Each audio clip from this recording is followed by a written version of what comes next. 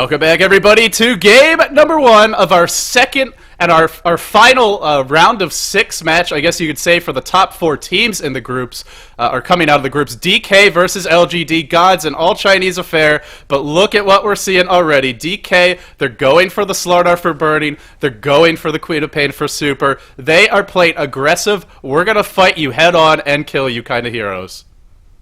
Yeah, really strong sort of selection of heroes, especially in response to LGD, who picked up a Brewmaster. Slardar actually can cope, he can tank it up, he can move around, he doesn't get sort of completely locked down by a hero like Brewmaster. The Cyclone can be annoying, but this is a DK line which we've seen in the past and has really worked out well for them. Leshrac, in the hands of Dai generally, has just been very well played in support, but LGD, key point, pick G-1, his Keeper of the Light. We're going to be seeing that here probably as a support play with the Bounty Hunter in the offlane. DD sort of been switching over to that role.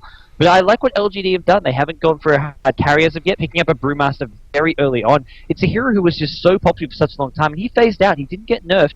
I mean, apart from maybe Black Hole finally getting to hit his primal splits, but it's a hero who is definitely viable, and I think he does fit well against the DK playstyle. Yeah, it does. It really counters aggression, whether it's mono-leak onto Slardar, whether it's just preventing the push coming out from the Leshrac. This is a great hero to try and blunt the aggression from DK in the middle game. Let's see if they can actually pull it off. As far as the rest of the draft goes, I gotta point out, there's a Naga Siren in the pool. Neither team opted to pick or ban this yet. And you gotta figure, that's something LGD will consider. Already having Keeper of the Light, that would give them a very powerful tri-lane here. Speaking of other strong supports, which both of these teams need at least one of, there's a twin-headed dragon, neither picked nor banned.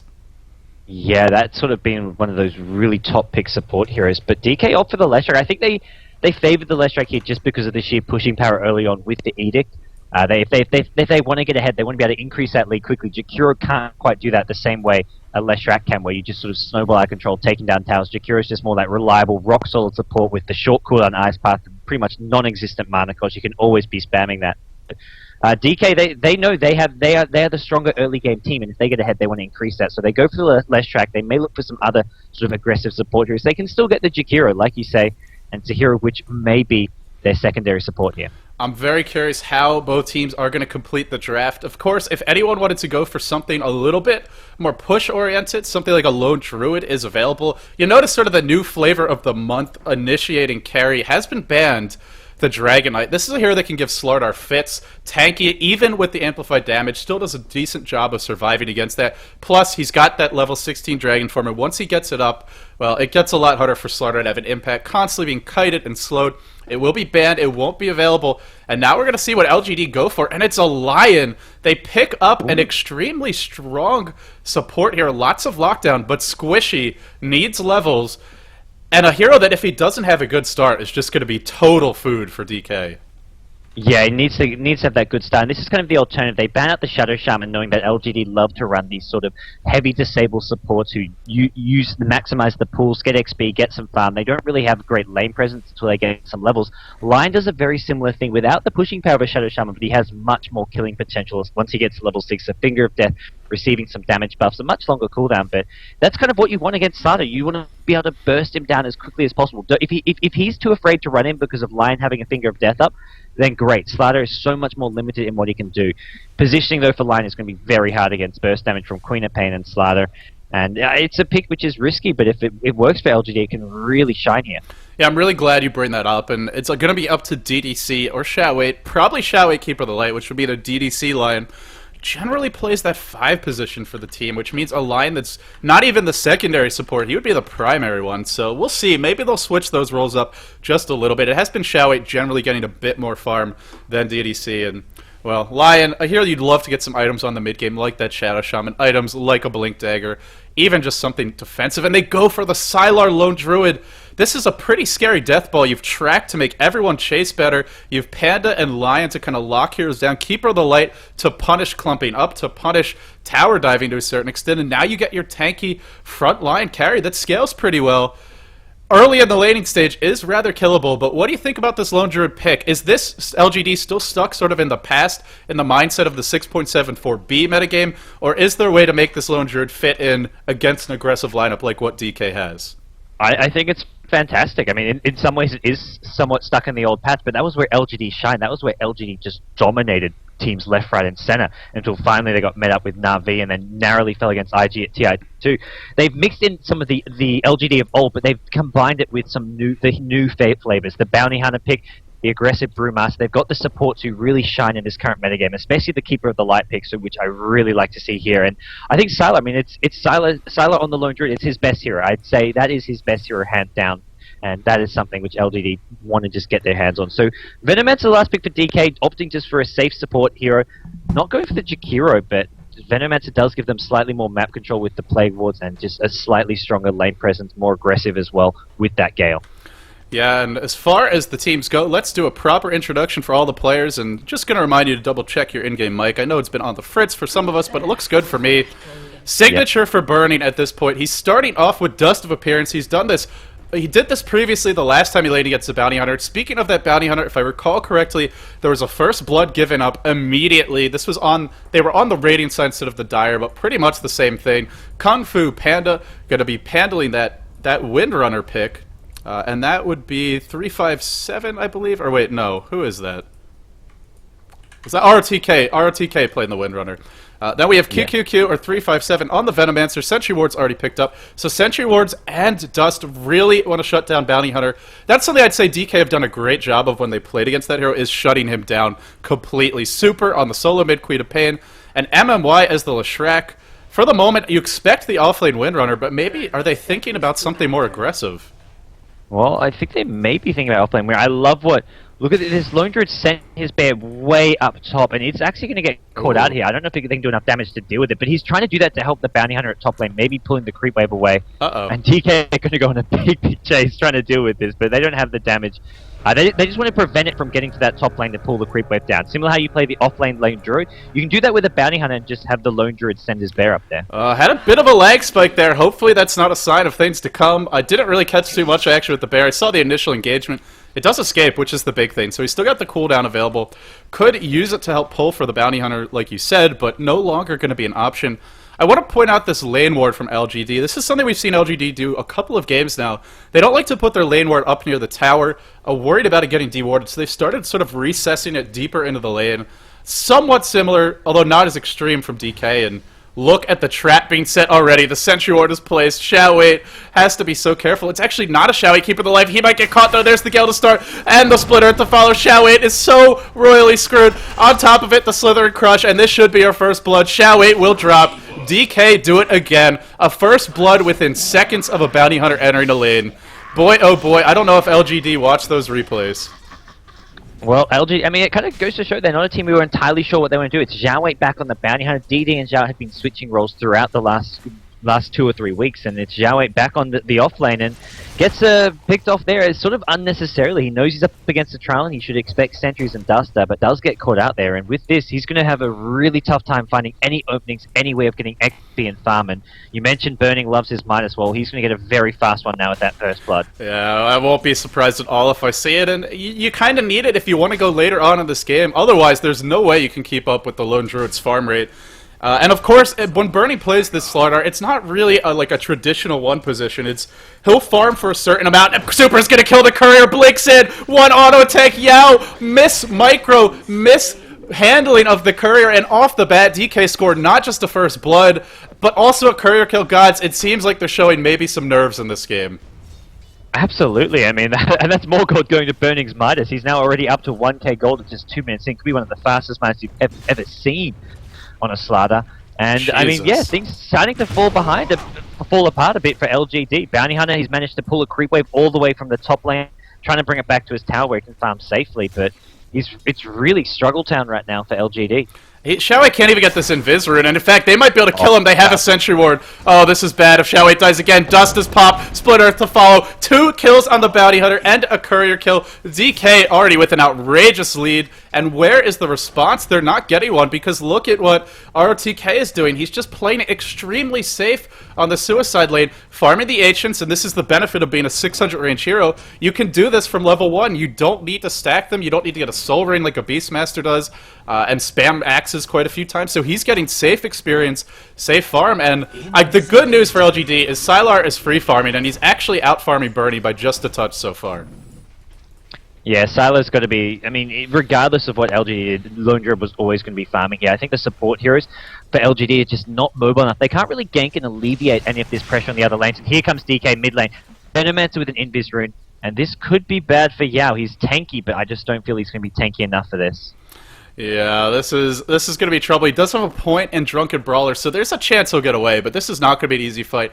Now, also keep in mind, if he gets a clap off on either of these heroes under the tower, especially the Venomancer, that clap has a really powerful slow. We could see it turn the other way. Even if Yao doesn't die, though, it's just about the pressure. He's being pressured on the top lane. The Bounty Hunter, it's not just pressure. He's basically being thrown into a nuclear reactor and compressed or something. It's way beyond that for him. And they're shutting down 2 of these lanes, so they're winning those 2 in that sense. And they're getting something out of that suicide lane, where so far, Shao, he's only got 62 experience.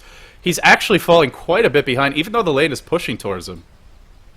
Yeah, he's really struggling a bit here, and he needs to just get whatever XP he can at this top lane. I mean, for Zhao Wei not getting any levels here, he's just been sort of poking around the jungle, and they've really just kept him out of lane. The sentries, the dust, everything about this from DK, they know how they want to deal with the bounty. They've got a clear set plan in mind, and LGD can't really be set entirely. I mean, the Brewmaster early picks seem to be part of what they wanted to do here, but it just, with the Bounty Hunter offlane getting this badly shut down, it now hurts the other lanes as well. It allows Venomancer to roam mid, possibly get a kill here. It'll be close, I think. Brewmaster has a lot of HP, but regardless, I mean, you mentioned it's just pressure. It forces Yao out of the lane, it forces him to go heal up, maybe do some more bottle crowing, and Super just gets a bit of a stranglehold over this mid lane. Tough position to be in. We have a bit of a pause here. It looks like QQQ is reconnected, disconnected a few times. We might as well check pings while we have a moment. Expect DK to have slightly higher pings. I don't think they've moved to their new house in Shanghai yet. I could be wrong about that. I know they were planning to, and that the pings are apparently significantly better, although the accommodation's not as nice as the Beijing house where they've been. Pings seem pretty even, so must just be a PC issue or some sort of individual thing, since I expect they're all playing on LAN together. Alright, bad start for LGD, gods. That's pretty fair to say. Bounty Hunter shut down, Yao being zoned out. He does have his bot on his boots, so not horribly behind by any reason, but just not having a fun time mid. Is it all up to Super, or are there other things that LGD can be doing to kind of stabilize and get back into this game? Not Super, Sylar, I mean. It's Yao. Oh, I don't think it's all up to Sylar. I mean, Sylar's just going to keep on farming and doing what he's doing now, just keep on doing his best to outfarm heroes like Slider, Queen of Pain, not miss a single creep. I'd say it's all up to Yao and this mid Brewmaster. He's the only hero for this LGD side which can really change the pace of this game. Bounty Hunter, if he was level 3, level 4, and could maybe go gank some lanes. I mean, even a level 3 Bounty Hunter can poke at mid lane, poke at the Queen of Pain, help out the team, but he's level 1. He's not got any chance of really contributing for a good while. Yao, the only hero for LGD with all levels and potential for ganks around the map. Keeper of the Light's a bit too passive to do much. Lion needs his levels, so I'd say this game at this point is resting in Yao's shoulders. Burning has his Midas, by the way. The Gloves of Haste are on the... Okay, it says he has 1,900 net worth. Ah, that's counting the items he already has. Okay. Yeah. So it's going to be... It looks like more of like a 3.5, 4 minute Midas. That is still insane. I mean, a fast Midas timing is like, what, 5, 6 minutes? Maybe if you get a first blood and you're farming really well, then you could have it a little bit sooner. But with the courier kill and the first blood and almost perfect, well, not perfect, but pretty good last hitting, 5 CS per minute, and he's got one more wave to work with, so I think it's actually going to be closer to 6 CS per minute once this is done. This is tough. With Burning having this fast of a Midas, it means he's going to have all his core items up in a timely fashion. If you're farming normally and not at a really high level, he's still going to have pretty early treads. We've also seen he goes for cost-efficient items after the Midas. He doesn't try to rush something big like a Blink. He'll get a Drums instead, or a Bracer, just so that he can start diving and fighting immediately. So it's not just the hero that's a little bit different for Burning, but I feel like it's also the way he's itemizing him and playing him that's quite a bit different. Yeah, compared to what we're used to seeing. Yeah, it's complete opposite of the past. If you go back 2 months TI2, it's like, okay, let's get Burning Antimates. Let's get him Lone Druid. Let's watch him get a fast Battle Fury and just farm. No, don't even go... When he plays Antimates, he doesn't focus on coming to engagements. It's purely on pushing out lanes and split pushing, getting up huge items while his team just do whatever they do. So it's a completely different style of play from Burning, and it's really a sight to see that he can just so easily adapt his playstyle into this more sort of ergonomic style of play where he's getting these cost-effective items, he's getting much more involved. He's been in the majority of the DKs. I think as far as all their players goes, he's in more kills than any player on his team as far as kill involvement. Yeah, I think he does have the high. It's an even higher kill participation rate than Zhou, and Zhou has been played incredibly well, but. You know, the thing with IG is they often just win the game before he even finishes farming his basic items. In a lot of their more one-sided affairs, that was the case. Not the case at all in the Orange series, but before that in the group stages. So, at this point, Super's having a good start. Probably going to be able to control the runes this game, especially with the amount of pressure that these supports are applying towards mid. And it looks like SC or DD is going to be rotating in towards the middle lane, so this probably is just a temporary measure to make sure, or to try to limit the damage onto Yao. But do they have, I mean, could DK, it seems like DK can just afford to leave 2 heroes top, and at this point, with Burning having a good start, with the Sentry Wards, MMY and Burning probably can just keep him down by themselves, which allows them to do things like dual lane mid, or just do a ton of pulling up top, and this may force DD to rotate away from that bottom lane and not get as much experience as he would like. Yeah, I think they want to maybe stick with this dual lane setup a bit for at least for the time being. Venomancer just a great hero to have to pressure Brewmaster like we're seeing at mid. Even if they don't get the kill now, he just stays around, keeps on pressuring. Leshrac can get levels, and once Leshrac has maybe level 2 Edict, even maybe waits for level 5, that's when they can just go push this top lane. Bounty Hunter can do nothing to defend it. So Venomancer going to pressure mid for a bit, then they return top to start pushing away this top lane, because I think what DK want to do is just get 2 very fast towers at top. The tier 1 will drop once they have Edict at level 2 probably, then they can get that tier 2 not long after, unless LGD rotate heroes like Keeper of the Light top. Maybe that's what SC's thinking now, head top, because the push is going to be coming soon with the Leshrac. No idea what the players are saying, but they continue to have some issues with getting connected into this game and hopefully having ping that they're happy with. Just an interesting moment. I think this is going to tell us a lot about what kind of a team LGD is now. If they can come back from this, or at least make it a really decent back-and-forth game. Sure, they've got a great mid-game lineup. They have heroes that can handle the game well, but you got to figure, well, the blink-in on Yao. Yao might be dead. He needs to evade a lot more than what he's evading. This is not going to cut it. Oh, no luck for this guy. I don't even know if he evaded a single auto attack there, and he will drop. Probably was going to die anyway. You can't count on, what is it, the 10%, but hey, not his best day, and, well, he gets shut down, Bounty Hunter shut down. It feels like it is going to be coming down to these supports to make a big impact. Yeah, a lot of LGDs here is just in a bit of trouble here. Zhao 8 finally gets his level 2 at top lane, and here comes Venomancer says, okay, I got 1 kill, let's go back top. Level 2 Plague Wards are up.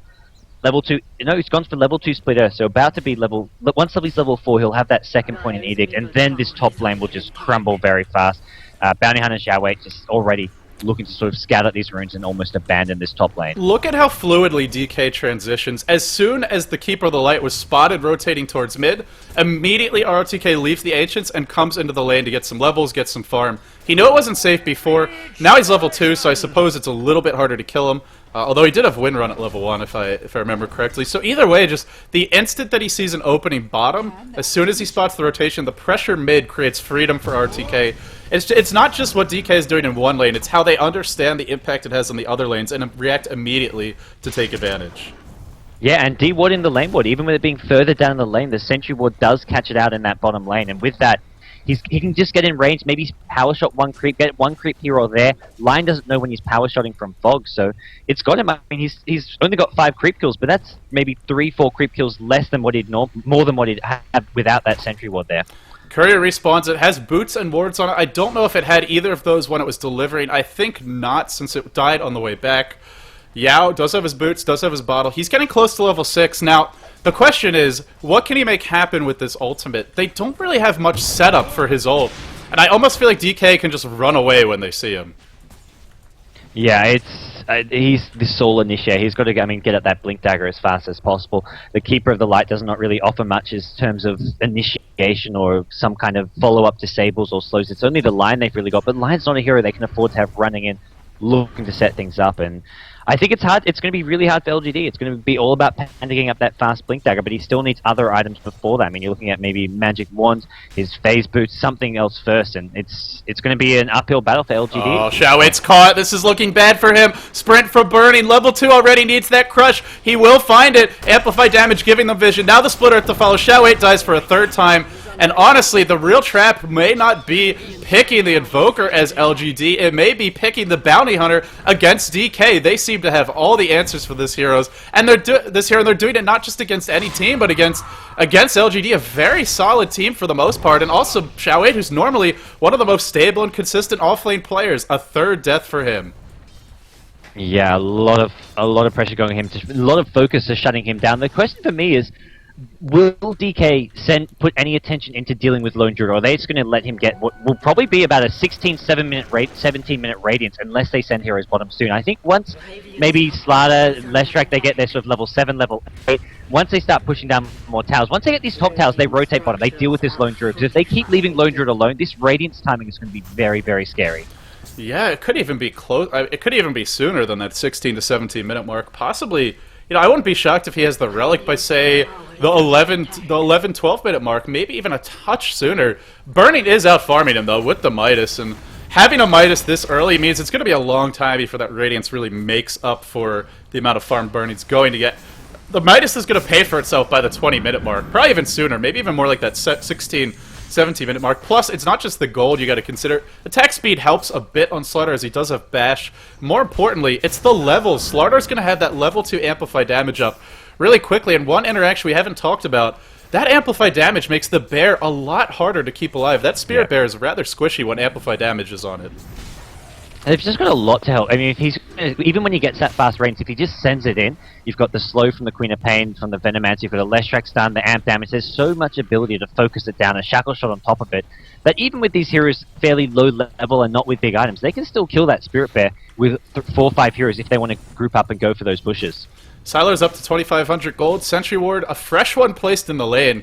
Look at this, but this is just a really impressive defensive play by ROTK. He's matched at level 4, he's constantly placing sentry wards in the lane. In fact, he's got his arcane boots. Now that all largely comes because of the tower kill and the courier kill. The courier, of course, being killed mid, the tower top, but nonetheless, he's got arcane boots up, and he's almost got the level 3 power shot, and that's the point where Windrunner really does a great job of shutting down pushes, plus even just against heroes like Lion, they're squishy. One power shot takes, or Keeper of the Light, takes away about half of your health. Yeah, this is really a different ROTK than we've seen in the past in that side lane. He's been shaky in some games, but right now he's playing this picture perfectly. He's going to find another observer which he can deward. And yeah, really this line's been completely kept out of this bottom lane. DDC, I mean, he's getting the levels. He's level 5.5 now, getting close to that level 6 mark, but he hasn't found any kills, any openings whatsoever. He hasn't even come close to finding a chance to initiate on this winner at bottom lane. Oh, he almost had a moment there, but RTK throws out the power shot from the side shop. Now he's going to scout things out. And this is also the Keeper of the Light. We talked about all his strengths. One of his weaknesses is he's not a great sort of ganking hero killer, especially against someone like Windrunner, where unless you have a highly leveled Monolith, you can't stop her from just running away. Here comes the TP, and DK want to get aggressive. Burning already has a Blink Dagger, a 9-minute Blink. He never went for the Midas like we expected. And I think I talked about it as though he had it. Whoops, I assumed he was going to go for one, but actually he's just got Treads on a Blink. They just want to force the issue now. Level 7 already, and this could be the death of that Lone Druid, although he does have his ult up, and wisely Sylar is sitting around in bear form. Yeah, Sylar wants to just stay as far back as possible. This is DK. They've decided to react now, and it's come in the form of Burning with a Blink Dagger, and it's going to be hard to bring down Sylar. The 2 heroes alone not going to be enough. Even Windrunner just level 4 at this point. So Burning, wasting, not entirely wasting, but just spending a lot of time here, not really achieving much at this point. Even if he goes in on Sylar, DDC is there, ready to back him up. Yeah, good positional play by DDC, and sitting pretty far back as well. Top lane Xiao is being forced off. I think he was dusted. He was. The Gale is just going to miss. Barely outside of range. Xiao has sort of... He's plugged up the leaks a little bit, hasn't been dying too much. The tower dropped in the top lane, and that's given him some farm, as well as the fact that Burning's left that lane. This is a little uncharacteristic for Burning, spending so much time on a gank, also getting the early blink. We expected a more, kind of a little bit more of a farming Slardar, but he really wants to make something happen, and God, it's already been 2 minutes or so at this lane. Yeah, it's spending a lot here. He's really committed. He finally decides to TP out, goes towards the top lane. I think LGD, some just great map awareness from them. Even getting D-ward, the lane ward there. I think Burning was willing to wait that long just because he knew he had not walked past the ward. He's like, okay, there's no way they know for sure I'm here, but LGD, Sylar just with a 6th sense for danger. Yeah, they're playing really well. Chat, of course, is going ballistic because I said there was a Midas, which there isn't, but Blink in. They're going to catch Xiao. Split Earth to follow this up, and it will be another kill. So Burning Why mess with a good thing? Just stay on this top lane, continue to collect kills on Xiao 8. Yep. Xiao 8 almost level 6, almost this track. But I don't know, how many easy kills are there in this game? Venom, a lot of these heroes, if you dive them and they hit you with any of the... Oh, bottom lane, this should be a kill. There's your Finger of Death. The 170-second cooldown, or 60 now, as it was recently reduced in 6.76, has finally been used, so we can wait 3 minutes and see another Finger of Death. Burning gets the tower top. That's an Ogre Club, that's a Vitality booster, something to help him tank. Yikes. Well, that's what LGD were waiting for. Get the line level 6 and they know they can get this kill at bottom. It's also now Sylar. He's got 4k gold. He's got an 11-minute relic. He's going to have the Radiance up, like 14 minutes maybe at this rate. Oh! Bander and Brewmaster's gone in at me. He's going to get QQQ with the help of Keep the Light Blast. Great initiation coming from him. He's gone straight Blink Dagger, and that's what I'm talking about. Yao is going to be the only hero who can control this mid-game, and he does that by going straight Blink Dagger. I think it's the only way that LGD can stay in this game is by getting that super fast Blink Dagger. Yeah, and they have this pick-off ability now, especially the counter-initiation of the Blink Dagger. You can jump in first, and some of these supports will be easy kills, but especially if DK gets caught trying to tower dive, I think Panda may be the single best hero in Dota to punish that when his ult is up. He's got 2 ways to lock you down. He burns you with the immolation. He's got the buff removal that comes out from that wind Panda. It's just such a dangerous hero to get over-aggressive against. Plus, there's Track to punish that, there's the Illuminate to punish it, and there's Entangle. LGD, they do have a very strong defensive lineup if they're in the right positions, if that Panda ult is up, and so far the positional play has been good, but here comes the 4-hero smoke gang. Birdie's going to start sprinting his way in there, and he's going to catch out DD. DD will die, only losing that hero, not the biggest deal. The big problem will be if they lose more, if they lose this tower. Burning's still on the move. They need an Entangle. They're not going to find it. He has another Slither Crush. Jukes away from the Impale. Beautiful juke by Burning. Can he get in range? Can he really chase this any farther? It looks like the answer to these questions is no, but they may get a tier 1 off of this. In fact, with Edict here, they almost certainly will. Well, LGD, I mean, pretty much, it's not really their intended strategy, but Lone Druid's been allowed to just get all this free farm because he's using his allies as shields. There it's Keeper of the Light. Keeper of the Light takes the fall, while, I mean, it's a 4-man smoke gate. They get a Keeper of the Light, they get a tower as well, but what they really wanted was this Lone Druid. Before that, it was Bounty who just kept getting killed over and again at top lane, but that's just buying space for this Lone Druid to farm, to get that fast Relic, get the fast Radiance. LGD are falling behind in gold towers map control, but it's all for this Lone Druid. It's all up to Sylar to carry them late game and the Brewmaster to control this mid game, make sure that they can actually fight and defend. So it's a not really a winning type of strategy, but it's something which it still has a small chance of succeeding. The problem is DK are just getting such huge item progression because of all this space they have to farm and do whatever they want. Yeah, and they have some great, well, there we go. It's the early Roshan. I think this is the biggest reason why they've been favoring the Slaughter, is if you start winning, if you get ahead, Roshan is cake. Amplify damage, just chews through him so quickly. Xiao 8 waiting in the wings. Is there a Sentry Ward placed down? There is not, so he'll have some access to get in here. They're recalling in the Lone Druid, I believe. They're going to have all 5 Illuminate being channeled. Roshan will drop. Aegis will be picked up by Burning. They're all rather low. Do you jump in here? Panda grabs a haste, and then Yao really kind of a buzzkill. Just runs away after that. In fact, Keeper of the Light will just blind that Slaughter, pushing him back. Oh, sorry, he wasn't... God, I always get those animations mixed up, but no, DD didn't use recall. He just went into spirit form, and oh, I'm never gonna learn those animations. They look really similar to me. Yeah, it's confusing, very confusing. And don't baby me, gods. I'm on your side, LD. It's confusing. You cast Chakra, and it's like, oh, did he Chakra himself, or did he use recall if he's in ulti form? I don't know. Need colors. It's hard to know. We need what colors. I do know is that Sylar is getting ridiculously farm right now. He's almost got his Radiance up. And LGD, I mean, not only that, their support heroes haven't... I mean, sure, they haven't really been involved in kills and stuff, but look at this. SC, DD's almost got a mech up on Keeper of the Light. These are useful items. This is something where they can actually fight with the Blink Dagger on Brewmaster. So even though DK are ahead and have more items, it's got to the point where LGD are still in this with a chance if they can get the positioning right. The big deficit for them is the gold at this point, but you have a bounty hunter. So if you win a few fights, suddenly that gold deficit will dissipate. as well as the towers being a significant factor. If LGD get a couple kills with this lone druid, they get a couple towers, and between track gold, between tower gold, they'll be right back in it. At the same time, it is quite a significant advantage for DK. Super's going to have a Hex up soon. Ultimate Orb already complete. I love this Scythe of Vice Rush when you're ahead. Just give you that lockdown, give you that way to sort of deal with Panda so he can't drop the ultimate. If he's got really fast reactions, he can Hex him as soon as he blinks in. That could be big trouble. Also, Burning's going to have a BKB soon. And between Super and Bernie being BKB Bernie being this big, it's going to be tough. It is going to be hard for Yao to find the right moment to drop an ult. But if he can do it, that'll help LGD out quite a bit. I don't know about this decision. I don't think they can afford to force a fight at the tower, but they're going to try for it. I guess they feel with this Panda ult up and the Radiance now, nothing can stop them. Yeah, I don't feel this is the timing for them either. With Radiance alone, Venomants are great at stalling with the Plague Wards. DK with plenty of items, plenty of levels up, and it's not going to be a straightforward push for them. Burning's got a TP scroll. He can just go TPing right into the front lines. He's got his blink to help chase. He's got sprint maxed out. This is not going to be I feel a winning fight for LGD, even with all their ultimates up. It's now become a meme apparently in the chat where Burning gets a free hidden Midas every time the game starts. Because I was so... We were so convinced he would build one. Farm, yeah. I mean, he's got Treads, Blink, Ogreax. We're just like 15 minutes in this game.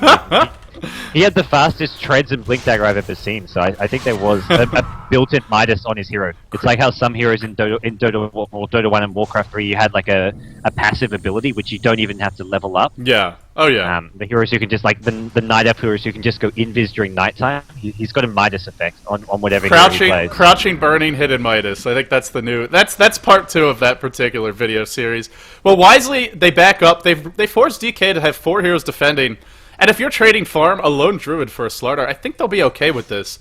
They still have hold on to their tier 1 mid, and this is absolutely crucial for map control. Once this tower drops, gods, it just gives DK so much freedom to start setting up ganks, also to get that early gem up on the supports, which I expect to see in the next couple of minutes, either on QQQ, perhaps on the Leshrac, although it looks like he's going for a 4-staff, Yule Scepter perhaps. Yule Scepter as well is a pretty nice item against Lone Druid's Bear, but yeah, I think if they can keep on holding on to this tier 1, they still have a decent amount of map control, but if this drops, if they lose a fight, it gets really tricky for them to farm. Yeah, I'm actually surprised DK haven't got a gem yet. Normally these Chinese teams are so proactive in getting, as soon as they get ahead, it's like, let's buy a gem, let's de-ward the entire map. Add on to that you've got a bounty hunter on the other side of the map. This is a perfect game. You want to shut down any map control that LGD can have, make it harder and harder for them to farm. So, no gem as of yet, but like you say, it's probably going to be coming out very soon on 357 with that Venomancer. Yeah, as far as other item progression goes, it looks like Xiaoweight's getting close to his treads. I assume that's what we're going to see out of him, so just getting the Bracer, the treads, just anything to tank up. The issue when you play against a hero like Slardar is, once he gets level 11, you can have 1400 HP and you're still going to die in like 5-6 auto attacks and a Slither and Crush. You need so many items to deal with him. Burning, surging in. He wants to jump on SC. He doesn't see him channeling this Illuminate. This is going to be a nice way to slow down the push. Track applied to Burning. That's very important. They'll at least have some vision. SC's getting a little cocky. I don't know about the positioning. Now going to stay a bit farther back, tucked behind the tower. They did see one hero top, so they know the Queen of Pain wasn't there. Now Super is. That Scythe device coming out. It's going to be under 20 minutes, it looks like, and that is a really fast Scythe device timing. In fact, it's Super who...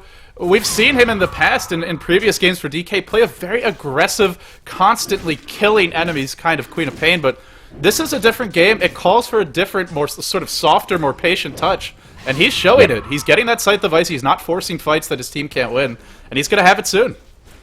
He knows that LGD with their positioning are just very, very meticulous. They're not giving up anything. I mean, from Keeper of the Light using his Illuminate in mid lane, like you saw there, where Burning sprints in, going high ground, expecting there to be heroes at the tower that he can blink on and go for kills because he's got the ages, he can take those risks. But Keeper of the Light's in the fog. The positioning is just really precise from LGD. Queen of Pain not giving any openings. So, well, Super says, okay, I'll just farm. I'll get this 19-minute Sheepstick. It's now up on Super, and with that, these next few fights for them are going to be pretty scary looking. And there's a smoke up as well, so DK really want to make something happen now. Yeah, no BKB on Burning just yet. I wonder, it's Aegis about to expire, so that's why we're seeing the aggression. No time to wait, and a little unfortunate they have to force the issue, at least for their perspective. Double smokes, Xiaowait's gonna get revealed on the low ground. Slither and Crush, I think he meant to blink first. Oh no, bit of a mistake from Bernie. Now the Panda ult will be popped, Xiaowait's low. MMY's gonna get entangled, picked off, caught out of position and brought down. Now QQQ. Gale onto the low druid just to try and slow him down. The Panda Wind aspect driving the back, so they only get one, but they get one and they dodge the bullet. Now the next time the team fight happens, there won't be an Aegis on Burning. Pretty big victory there for LGD. Yeah, get one, get the track gold as well. Stall. I mean, it's the LGD, it's all about stalling. Lone Druid with just a Radiance isn't quite ready to farm. I mean, he wants maybe some additional... Oh, he's got the boots now on the Spirit Bay, maybe wants the Vlad's up, he wants to start getting whatever tanky little items he can get for himself and his bear. The Assault Crest will be coming up a bit later on as well. It's still a matter of LGD needing more time for these heroes. Heroes like Bounty Hunter just wants the jump of Endurance. Brewmaster, he's got the level 11 now, so LGD do have a pretty strong team fight with Yao, with that initiation coming from him. Yeah, if you look at the graphs, they've really stabilized. The big difference is gold, but a lot of that just goes back to the Roshan and then the towers. DK still hasn't lost a tower. This is one of those games where if LGD win a big fight, all of a sudden, you just see the gold graph go directly upwards like it's a rocket shooting into space, because the towers fall and you get the hero kills and you get the track gold. So I think the key to why LGD isn't falling apart here is that they've held onto this tier 1. This tower being up, it's not just about this lane being safer. It really limits the gank paths and the different points of access that DK has into the jungle. And look at MMY, all the wards being placed, but it's this gosh darn Keeper of the Light by himself that just makes it impossible to push. No, it's amazing how important this Tier 1 tower has been, like you say, for LGD. It's just crucial for them.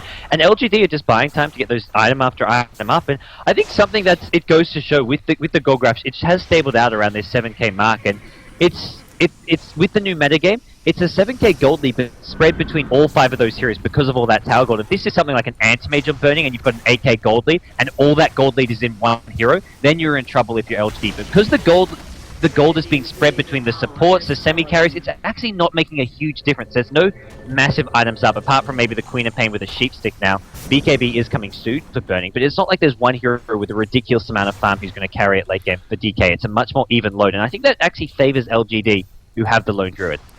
That's true. Something that was pretty cute earlier. Yao had this illusion from his Panda, tried to deny the tower, just narrowly missed it. The new Roshan's coming up soon, and DK, they want to win a team fight, get that tier 1 mid, and then have full map control for Roshan. So part 2, smoke gank about to happen, and look at LGD, they scatter, they scurry away at what could be exactly the right moment. So the tier 1, or what was I talking about? Yeah, the tier 1 already dropped, but DK still trying to get even more map control for this game. Yao, gotta blink away, blinks away, but into the shackle. It does follow you after you blink. Yao's gonna get assassinated, even with the mech. Needs to evade everything. No! He gets the Panda ult off. MMY now on the run. Shrek onto him. Xiaowei wants to kill. Illuminate cleans it up. What a turnaround. Now the Cyclone onto the Windrunner. Up in the air. DDC's got the ult. This could be another hero dead. Where's that Finger of Death? They're gonna unload. He's actually holding it. He's waiting for a third kill. Sylar in the middle of the fight. Bernie jumps in. Again, being controlled by the Panda. Thrown up in the air. Bernie trying to apply the amplified damage. Blinking forward to Super. In the back line. Still everybody low. Nobody dead. And Super's being brought down. 3 heroes dead. LGD with an amazing turnaround. And what do you know? They do it right as Roshan's about to respawn. Track onto Burning.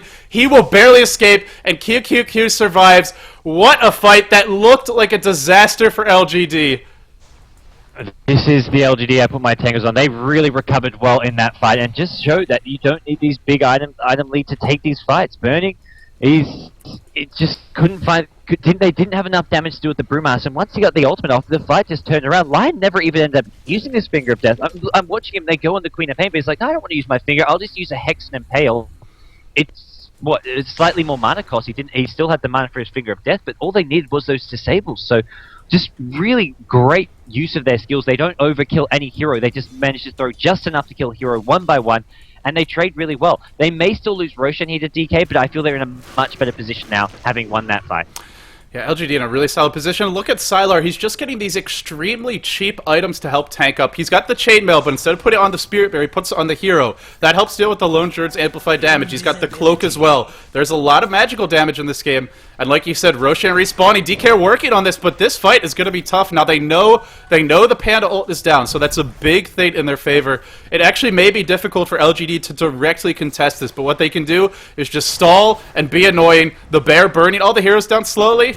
A bit of an unintentional pun there. Bear will drop once. Now they got to be more careful. Illuminate being channeled, I believe. Nice positioning. Look at that Illuminate. Look at the positioning that he used from that Spirit form. Now the chase. Blinking from Yao. Hexed up. Could be a bad fight. Burning catches two with the crush. Here's Super as well. They want to kill SC. They will kill him. Where's that Finger of Death? DDC is going to throw it out. They get one. That's a track kill on a couple of heroes. Crush on everyone. But they're fighting under that Spirit Bear. They're dropping low. And DDC entangle on Burning. Oh no. They can't afford to lose Burning now. Shackle on two. ROTK, a beautiful Shackle. But where's the follow-up? They didn't focus the Lone Druid. Now the Panda ult's back online. And gods, I think they may actually just have to back off, lose their tier 1 mid, and possibly after that, the Roshan or these other tier 1s on the map.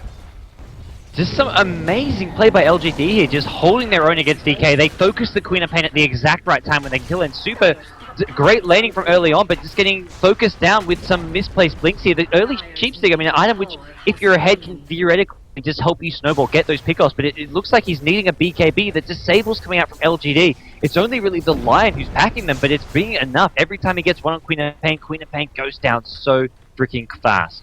Yeah, Shao8 is going to be bottling up here. He's got a BKB soon. They're getting a lot of big items, and look at the gold graph. It's really starting to tip around. And also you got to keep in mind, even if the gold difference stays even as the game goes later, that means a smaller proportionate difference. Now they get a tier 1 mid, they get a little bit of map control. DK are going to go right back in, but they lost that last fight without the Panda ult being online. They're going to force this issue. It is going to drop quickly, but LGD are having none of it. The Bear comes in and tangle into Kung Fu. Panda blink it, Panda clap, ult on everyone, going to work. The boulder toss, was it dodged by the Queen of Pain? It wasn't actually used yet. Where's that boulder toss? Still not using it, not really microing perfectly. Bernie being chased away by the Lone Druid. They just can't get into this Lone Druid. The supports are keeping him safe. He's protecting the team, and they're protecting him. And with the Panda ult being popped, the BKB from Slardar being used up, and I think that was a track kill. I'd say a slight edge to LGD, but not a huge disaster for DK either. Just both of these teams trading jabs, trading punches, but nobody delivering a knockout blow just yet. Yeah, I think a slight bit of miss micro there from Yao. He actually helped keep the Venomancer alive when he used that cycling. He could actually finish Venomancer off, but it's just the support here is there. Leshrac going down as well as the Lion, and I think DK are starting to realize that their position in this game is suddenly a bit worrisome. We've got Brewmaster with the Vlads up that's helping out the Lone Druid, and with all those auras as well as his ultimate form, and all these item progressions, small, cheap, cost effective, giving auras, providing them stronger and stronger teamfight. And DK, they're trying to go into the Roshan pit over and over again. It's really not working out for them so far. Even with this gem up, they've got decent map control, but it's just not enough. Burning in the Roshan pit, I feel he needs to be careful, because even with Brewmaster ultimate on cooldown, this is still a fight that LGD can take. I wish I could be inside so that DK War Room and hear what they're talking about now, because they really seem quite indecisive, and something that we were both lauding them for was how quickly they seem to show this killer instinct of being ahead in some of their group stage matches and just ending the game, not even questioning what to do. This game, they're met with some adversity, and they're not really sure exactly how to proceed. They're giving time for the Panda ult to go down. Burning blinks it, and the Queen of Pain ult on everyone. Oh, this could be a good fight, but can they kill anyone? Yao is so incredibly tanky. The Illuminate doing insane damage. There's the Panda, there's the Lion ult assassinating one. Queen of Pain drops next. They just can't kill Yao. They can't kill the Lone Druid. These bears have 500 lives now. Kung Fu Panda, ROTK being zoned out a bit by Shao8. Looking for a shackle. Do they have a gem? They do. Trying to give chase, but this is buying time for the rest of the team to get towards that middle lane, get in a better position to help him. When it's all said and done, you're trading kills against a bounty hunter, not in a position you want to be in. And I think the biggest sign of how this game is turning is that experience graph, which actually remarkably is favoring LGD now. LGD, just every class there is just slightly edging out DK. Queen of Pain throws away her life just to kill the Lone Druid there, and like you mentioned, the track gold, it's helping LGD keep him close. If it's not for that, the gold is a much greater difference between the two teams. And DK, they're just really forcing it a bit too much near this Roshan pit. They had the greater map control. They were in a slightly better position. But now, with these poor team fights, it's suddenly anyone's game. And DK really have to of tighten up and start showing this sort of this clear cut decision making that we're seeing from LGD right now. Right, and they've invested so much in getting this Roshan, and they still haven't achieved it. You know, it's back to full health. That's perhaps the worst part for them is you go and you don't kill Roshan, he regenerates quite quickly.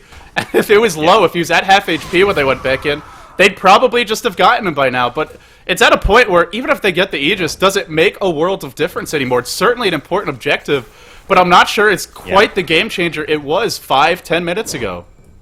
I don't feel that Aegis will turn around the team fight. It's not like, okay, we've got Aegis, we can push. Or we've got Aegis, we actually win a team fight, which we otherwise would have lost. It's like you say, it's not going to have a huge impact. It's maybe just, I mean, you get the gold, you get some security for your carry, but it's going to still be very, very hard for DK to take these team fights with the way LGD are currently playing and choosing their battles. Well, Burning, farming up in the lane, he hasn't really progressed at all. There hasn't been much item progression from anyone. Burning just sitting on the Blink Dagger, the BKB, Scythe of Vice up on the Queen of Pain. The one hero that has really... I thought I heard a Panda ult, but no, that's actually the Keeper of the Light. The recall. Yeah, that's... And Xiaowe's got his BKB. He's just finished it off now, and with this is, I mean, that's someone you can go in the front lines, can really... Brewmaster blinks in, Xiaowe can go in right behind him. He doesn't have to play as cautiously as he has been doing so for most of this game. Can DK just sit back? Can they wait and try and take this late game? Or are they in a position now where they have to find a way to get a major advantage? Can LGD just sort of sit back and try to get farther ahead, and DK allow them to do so and try and match them blow for blow, or do they have to force the issue? Sure, it hasn't been working, but is this lone druid going to get too big to handle? I think he just completed the assault cuirass on the bear. In fact, he did, so he's got it, and that really hamstrings the Slardar's effectiveness. I think LGD, they keep sort of just going for this slow roll where they're just taking tower by tower, they're staying grouped up, they're forcing DK to react to them. They say, okay, we're grouped up as 5, what are you guys going to do? Are you guys going to try and come and engage in us? And DK, there's not really many ways that they can do that. The Queen of Pain needs a BKB, I feel. Burning, I mean, he's got the blink and BKB of his own, but there's just not enough follow-up. The mech for this coming from this Keeper of the Light and just the overall survivability of so many of these heroes is causing DK problems. Well, they're trying to split push this out. Super's pressuring the top lane. It looks like the rest of the team is sort of grouped up defensively position mid. Bernie has gone for a vitality booster. He's not going for a big next item. He's not picking up something like an assault cuirass. He's not, I guess he's eventually building towards a heart, but he's not getting the Reaver first. It's just a totally, what a turnaround for this game. Just remarkable, and LGD senses it too. They're pressuring the top lane with the Lone Druid Bear, keeping the rest of the team mid, and the beauty of having the Keeper of the Light as your support is he can bring that Lone Druid into the fight if the hero wants to leave the lane. That's not a problem. And now it's become a situation where by himself DD is just pushing back on this lane, really hamstringing the ability for DK to leave their base and to go be active around the map, go for ganks like they want to do. Yeah, this game has just flipped on its head all of a sudden. It's only really Super who seems to be able to go off in his zone, get some farm. He's at top lane. They've got Burning at bottom lane, but still, this is very risky play from him. If he gets initiated on by a disable from line, the chain disables, the Finger of Death. They've got the burst damage and needed disables to kill Burning. This is why LGD opted for that line support role, and it's looking like it's a pick that may pay off. And he's being played nearly perfectly by DDC. He's been managed to stay on the edge of every single fight. He's only been picked off once, and this was a line pick which we both thought was going to struggle against some of this aggressive play from DK. Yeah, it's the positioning. It's just been absolutely pristine this entire game. I don't know if we can really point to a moment when DDC's been out of position. Maybe once or twice early on, but not really since then. They're going to actually check out the Roshan pit. They are running past quite a few wards, so they have a gem. They don't, and similarly to how we thought DK should get one earlier, I would like to see LGD get one too. Haven't done so yet. They've gone for...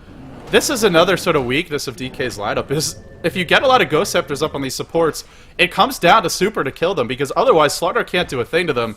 That's going to sort of limit the effectiveness of the amplified damage, and they already have one up on the Keeper of the Light, who's also just getting farmed in general. The mech giving the team armor, the Vlad's pickup to give them a little bit more, that being picked up by Yao. They have a lot of armor, and across the board, between that and the Assault Cuirass, they're countering DK's lineup, not only in play, but also through items.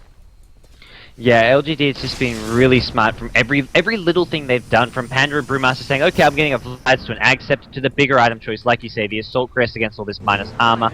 And it's where does the damage come from DK? I mean, they've got this really strong, scary-looking lineup, but it just doesn't feel like there's enough there at their disposal to deal with this lone druid in the front lines, just pushing away.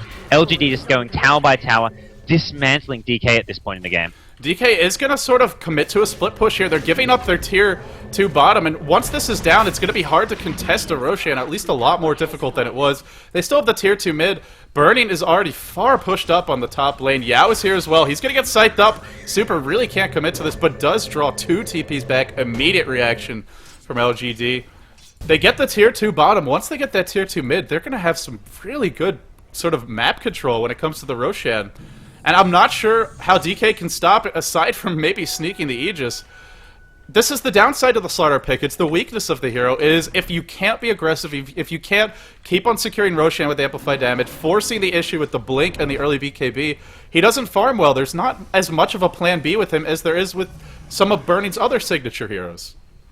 Yeah, Burning from here. I mean, he's not the carry anymore. He's just going to be that frontline tank going for this Heart of Terras with a Vitality boost. It's going to come down to Super to take them to late game. Super as well. He's got 4k gold. May just pick up that BKB now, but Super late game is going to be doing a lot more DPS in fights, kiting heroes around. Even the winner, we'll see maybe a Sheep Stick picked up a bit later on, has to have a big impact in these fights. Burning, as this frontline brawler, with this new role of his, cannot carry this if this goes late game. DK is firmly on the back foot. Keeper of the Light now back in spirit form. Has not used recall. There we go. Got it right now. There's the Illuminate being charged up, splashing through, killing off the creep wave. The bear going to work and the tower dropping very fast. There's no glyph. They're going to lose the tier 2, and at some point they got to fight. Blinking from Yao, clap onto Kung Fu Panda.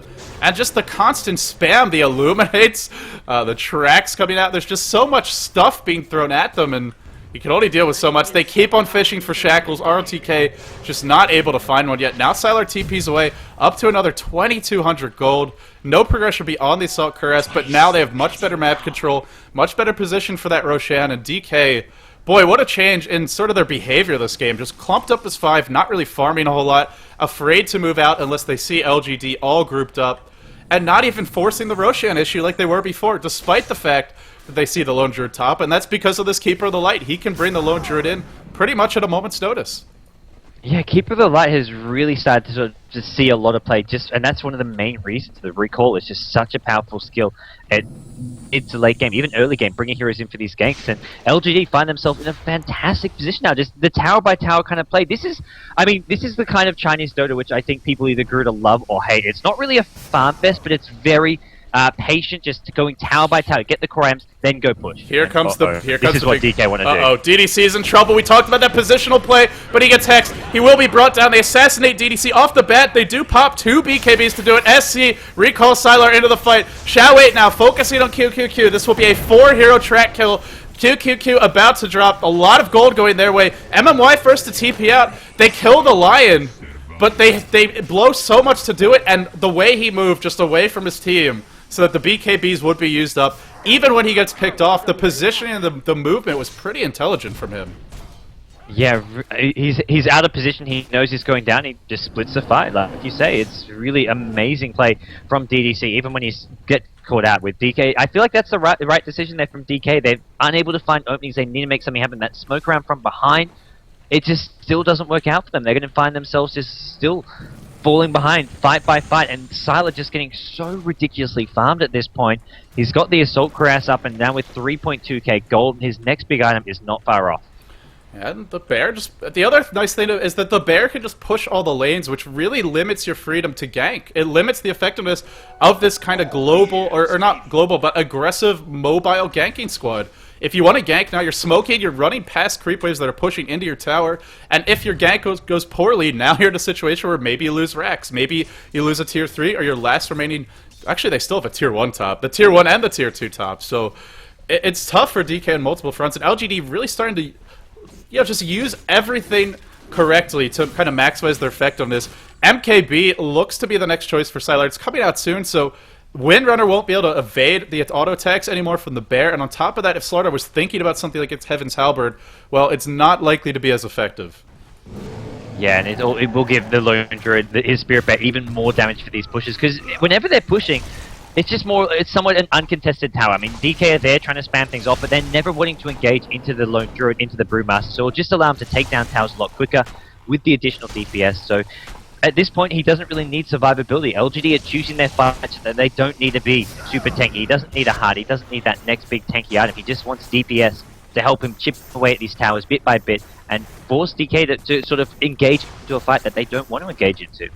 It looks like DK is really angling for late game at this point. They've got the BKB up on Super, but it feels mostly like a defensive pick, not something where you're like, okay, I've got my BKB, you can't stop me now, I'm going to go end the game. This is, I don't want to die in the middle of a fight and then not be around to help my team kind of BKB. That's how it feels to me, the way he's playing it. And, you know, they've got 4 staff, they are getting some farm under their supports. MMY with the 4 staff, with the Ogre Club up, he's getting close to a BKB. BKBs will help. There's a lot of disables, but it's also how do you do with the Lone Druid. You really need an Assault Cuirass of your own. You'd like to have a Vlad's of your own. Who's going to buy it, though? It's got to be Burning, but he goes back for the Ogre Club, and this is probably what prompted that Demon Edge purchase, if nothing else did, was seeing this. You pretty much know he's going for a Sange. He's going towards the Heaven's Halberd, so trying to get some evasion up. This is a very poor Slardar at this point in the game. You know, this is sort of the weakness of the hero, and it's what we see. I think it's what we're used to seeing when Slardar is played. Is not the amazing, ridiculous 5-minute Midas, you know, that Burning had the last time he played him, and just out of control ownage. But you know, a hero that has a decent impact in the mid game, and then really tails off if his team doesn't have a big lead. Yeah, it's Burning just struggling to get into his own here. Roshan back up now. Both teams will be sort of fighting for position around that. And with all the BKBs up, I mean, you mentioned Brewmaster just being able to make sure he can get his ultimate off, and even when his ultimate's on cooldown, has the BKB as an option so he can continue to fight. This is going to be a fight which LGD seem to be having a slight edge in. Leshrac still doesn't have BKB up, and I feel that DK just aren't ready to take these team fights. So if LGD wanted to go into the Roshan pit, or at least sort of group up around there, DK are going to be forced to back off. And it feels like DK wants to try and pull themselves back into this game, at least stall, or maybe even gain advantage by split pushing, with Super in one lane, perhaps Burning in another, and then the Windrunner in a third, and the supports just sort of farming the jungle, going wherever they're needed to help, you know, sort of stem the bleeding or stop the aggression. But the Bear is just ruining it. The Bear and the Keeper of the Light. You know, the Bear, you just send the Spirit Bear to farm the lane, you even send the hero there, you recall him back, you spam a lane down, you push a lane with that Illuminate. They can't get momentum on these lanes. It really limits their ganking ability, and here might be an opportunity to kill off Super. Xiaoweight's on the prowl, he's on the move, and Super's got to be careful. He'll blink away right into Xiaoweight's arms, but there's no follow-up, so it looks like it's just a scouting mission for him. Is there a gem on the Dire? There is on Kung Fu Panda, but he's all the way bottom, so Xiaoweight knows he's pretty safe to do whatever he likes at the moment. Yeah, it's just get a track off and back off. And track at this point in the game is just so important. In this game of position where you're just fighting for basically ground and territory, having track to know the exact position of enemies, just keep your wits around. You know that they can't initiate on you. It's just so crucial. And it also helps deal with the split push which DK are doing. I think this push for DK is the right decision. It helps push out the lanes. It helps prevent LGD from going for that death ball group up and push down the mid lane or some other lane. But it also, and on top of that, it helps DK get those next big level of items up. Queen of Pain already up to 4.5k gold with the solo farm at top. Burning's getting some decent farm at bottom when he's just solo pushing it. So they get their next level of items up, and they also help push out and pressure the lanes. But it's still LGD who are just trying to use that track and use this position around Roshan and prevent DK from doing it enough with that space they've got. They really want to sneak one, and we've definitely seen teams in the past just smoke into Roshan and pull it off. But 43 minutes in against LGD, good luck with that. You got to win the team fight, honestly, fair and square, if you want to try and secure that Aegis. And this time, I believe it does. No, it's only the second Roshan, so no cheese yet. It feels like there's been more Roshans, just because there's been so much back and forth there. But in fact, there's only been the one, so this will be our second. Sylar has the MKB, more items being accumulated for him. And, you know, this is, if LGD want to go ultra late game, this is a 12-slot hero. So it's, you know, it's really hard to see them not at least having a decent shot at the edge there. Plus, they're getting to a point where we might see a Blade Dagger on DDC, some great initiation from him. Eventually, even a Hex on the Keeper of the Light. That's getting a little bit ahead of ourselves, but it could happen eventually.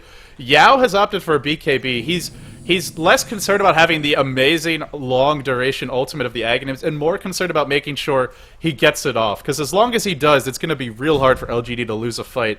If he gets hexed and assassinated, it could go the other way. But he goes for the BKB, so it's going to be very difficult to pick him off now. Yeah, and with this, I mean, it's just constant LG. They're just constantly checking Roshan. As long as DK's not in Rosh, LGD are happy to keep on stalling, taking the select game. I mean, it's a matter of LGD out-farming their opponents at this point and just increasing their lead bit by bit. And as long as DK don't get the Aegis, then hey, LGD are happy. They know they're in a slightly better position here. Even with the gold graph, it still says DK are ahead, but that is by no means tells the full story of this game. Right, just look at the movements. You don't see DK adventurously charging towards the middle lane, pushing the lane, Yep. not even having the whole team there. That's what DK are doing. Or that's what LGD are doing, not DK.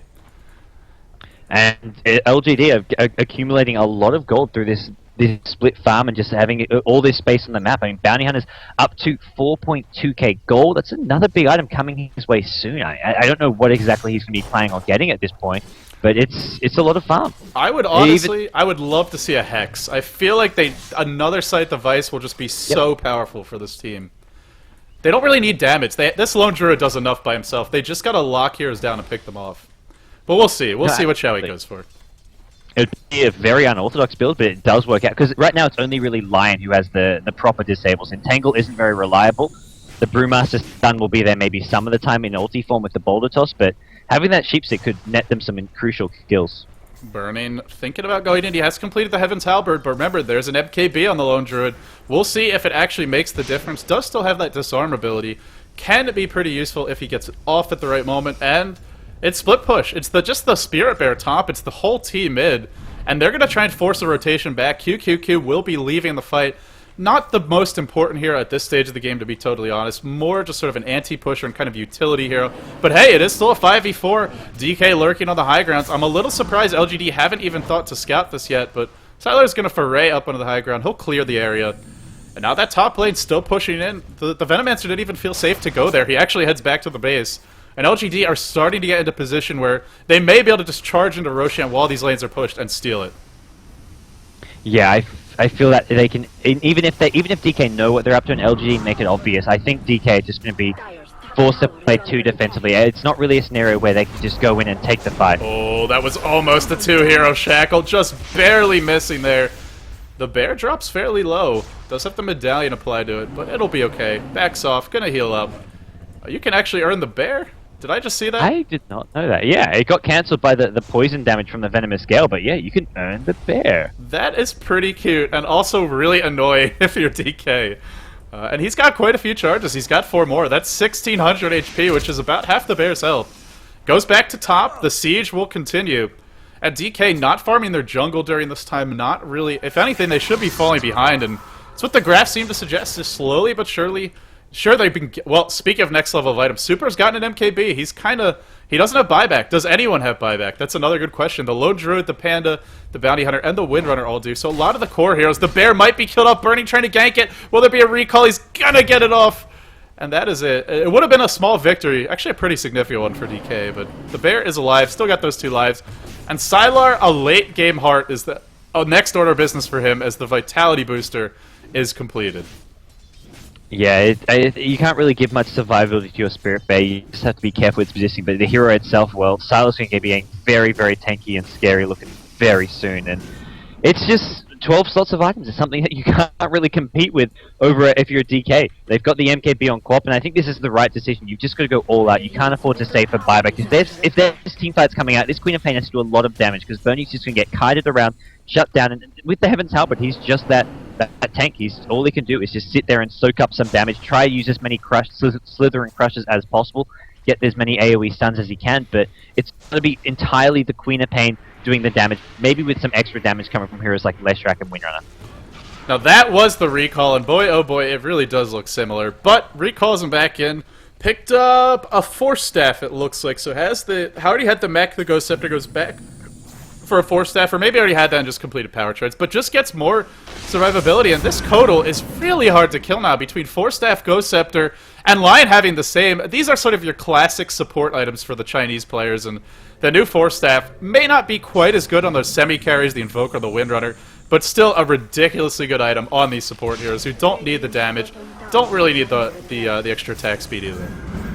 And the siege will just continually happen now. They just send the Spirit Bear in to chip away, and all DK can do is try kill the Spirit Bear whenever it goes in. They'll do as much damage as can, they'll try force it back, and LGD will just back off when the Spirit Bear can't fight anymore. This is just slowly and steadily, DK getting worn out, getting just their base whittled down to pieces. Because this tower at mid is just it's not going to be standing for much longer if this game continues as it is now. And I believe they're going to start earning the bear up again if they have. No, going to send it back to base to heal. I guess they want to hold on to those earn charges. Don't want to waste them all in case you do win a fight and you want to be able to sustain that push. Super has pressured in the bottom lane, and as mentioned, has an MKB. He's getting close to... DK's heroes are starting to get close to, not necessarily max inventory, but where it's not really... There's not many more items you can get that are better than buyback. I think Super's reached that point. I think Burning, at least with his next item, will. And DK just locked in their base. I'm a little surprised we haven't seen LGD try to force a Roshan issue a bit more.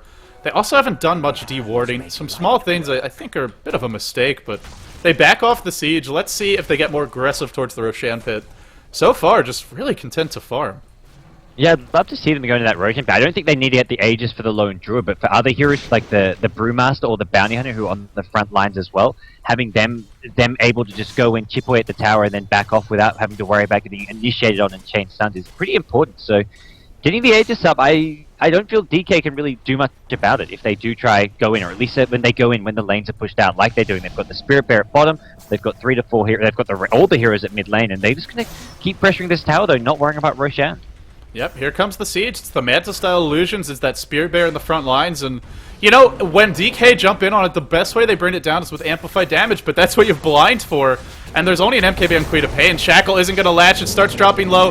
Where is that blind? Gale is going to connect, and the creep wave, actually the bear's going to die. Oh, is it getting to the point where this bear can't tank anymore? Is he going to have to put the items on the hero? Do they want to force the issue? DK haven't lost this tower yet. It's still sitting on 126 HP, and LGD forced back again. They may just wait until this bear respawns. If they want to do that, that's 2 minutes where they're not being aggressive. Yeah, they've got the bear up, but the cooldown is there. This is the limitation of the Lone Druid in the late game. Sure, you can have 12 item slots, but the Spirit Bear is always squishy.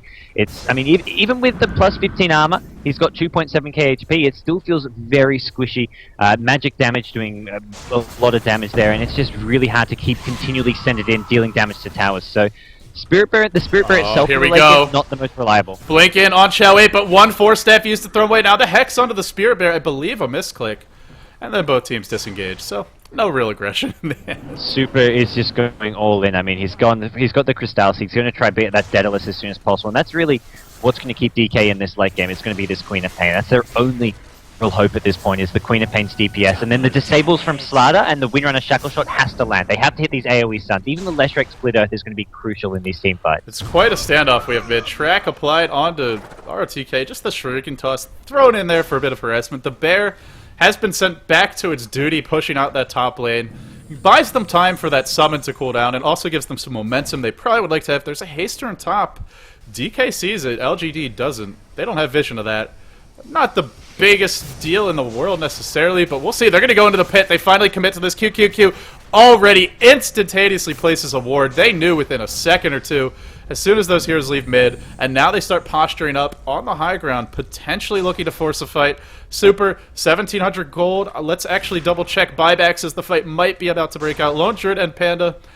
Buybacks for them, buyback for the Windrunner, the Keeper of the Light, and the Venomancer. So no buyback on Slaughter, no buyback on Bounty Hunter, or the Queen of Pain, which, like you said, is probably the biggest icon at this point in the game. Yeah. I think DK are just desperate. They know that this push is just going to keep on doing damage, and they've got to do something to stop it soon. They're going pure DPS. Even the Windrunner not going for the Sheepstick is just such a big... they've got plenty of disables with these AoE stuns, so additional Sheepsticks. They're like, nope, we need more disables. And there we go. Tower finally drops. Lone Druid picks it up. He has to get the Spirit Bearer out fast. It takes so much damage from that with the amp there, as well as all that additional minus armor DPS, and it goes down again. So he's going to have to resummon it, and this is LGD are going to start hitting roadblocks. I don't feel LGD are in the clear here. In about 5-10 minutes time, DK going to be at a point where if Queen of Pain has a Daedalus, Winner has already got the Maelstrom, and it's going to have maybe, I don't know if you want to complete the Mjolnir or just save for buyback, but DK are going to start struggling. LGD are going to start struggling to team fight with this Spirit Bear being so easily brought down. Right, and if you put the items on the hero, it's not exactly the most mobile unit. You don't want to be enraged for him because you're just such an easy kill. Necklace Bernie jumps in, Slither and Crush on 2, the big fight that we've been waiting for. Counter Blink in, Yao running away from Burning, and Super wants to focus down those supports. Burning gets entangled. Burning gets brought down in a moment. They're not killing the Spirit Bear. It's still alive. It's a massacre. Bears on a rampage. QQQ trying to run away. Now MMY doing the same. Cyclone up on the Windrunner. Great micro so far. Turning back for QQQ. Instantly Burning has bought back into this game, and with the Panda ult on cooldown, perhaps it's actually a victory for DK, as odd as that sounds, just to blow that Panda ult cooldown. Now when they fight, they don't have to deal with it. Yao, in fact, might drop. No buyback available for him. Yao looks to be dead here with the MKB, with the amplified damage, so they lose Yao, and now DK, after what looked like a bad fight, might have actually been a great fight for them. They're in position where they have a strong shot at Roshan. Well, it cost them a Slaughter as well as a Queen of Pain buyback, but if they can get Roshan out of this, they're still looking okay. There's Brewmaster, no buyback. Keeper Light has popped the ultimate, just trying to spam them off, but yeah, this is Aegis going the way. Probably going to be picked up by Super. I don't think you want to put it on Burning here. Queen of Pain just so crucial, and LGD have to give this up. DK still in this. They're still fighting. They actually choose to give it to Burning, so just counting on Super to have great position in these fights. Speaking of Super, I think he's got... Wait, What is on the curd? Just a Rain of Health and a Smoke. Okay, so... Yeah, they get the Aegis, and Panda ult is down. It's actually coming up fairly soon.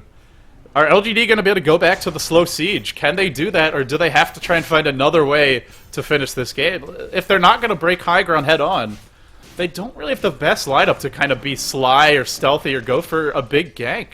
You know, it's just a Lion is sort of your blink-in initiator. Speaking of Lion, he does have a Blink Dagger now. This is really where it goes back to what you possibly mentioned. Maybe Bounty Hunters should go for something like a Sheepstick. It's how they're going to win these late game fights. If there's a fight out in the open and they can't play the slow siege, if they're losing the Spirit Bear, the only way they can really deal with here is like Queen of Pain, even Slaughter. They're going to have short BKBs. They're looking at 5 seconds on the Slaughter, Queen of Pain at 8 seconds at the moment, but Sheepstick is going to be the way that LGD have to take this late game. Otherwise, Queen of Pain will just tear them apart. So I'd love to see Zhao 8 start building one. Keeper of the Light as well. Ultimate Orb is up. He's up to 2k gold. So I feel LGD, they've got a backup plan in mind if this slow siege just it stops working, which it already seems to be doing. Yep, Scythe of Ice coming up soon for him. And I guess eventually DDC could hope to get one. Speaking of DDC, maybe lurking in hopes that DK are going to get sloppy and over-aggressive. But what do you know? They're smoked up on the other side of the map. No gank in sight for DK, or for LGD, and doesn't look like there's one in sight for DK either. We're going to see them retreat into the base soon, I feel. When there are this many heroes off the map for this long, pretty much always they're 5-man smoked. Well, LGD could get caught here. This is not the safest of positions by any means, but no, DK, the smoke wears off, and they're going to back off. Well, DK, they're happy to be a bit more adventurous now with Aegis, but they haven't got all the time in the world with the 6 minutes on it. They want to make something happen soon with it. Otherwise, they risk watching LGD go back to that sort of siege style of players. Especially once LGD get their next level of items up, it's going to be a bit scarier to go up against. DK, Queen of Pain, buyback up soon in 2 minutes time. So the next 2 minutes is a bit of a danger time for them. Maybe that's why they're not trying to go all out with this Aegis. I want to point out that Sylar actually got a butterfly. He didn't complete a heart. He went back for evasion. Now there's an MKB on Queen of Pain. Wow. But aside from her, this will help him tank against the Slaughter and the Windrunner. The Windrunner hasn't completed Mjolnir, so quite a bit of damage. Probably you expect to see her throw it on the Slaughter in the team fights. Just kind of give him this AoE punishment for attacking him, for focusing him first. And, well, DK has the Aegis, but are they going to do anything with it? 3 minutes or so, maybe a little bit more like 3.5 to go. And they're just tucked away in base. Are they only going to leave when there's a smoke gank opportunity? If that's the case, I think they're out of smoke for 11 minutes. So, oh wait, no, is there smoke on the courier? So they have one last smoke to use over the next 10 minutes or so.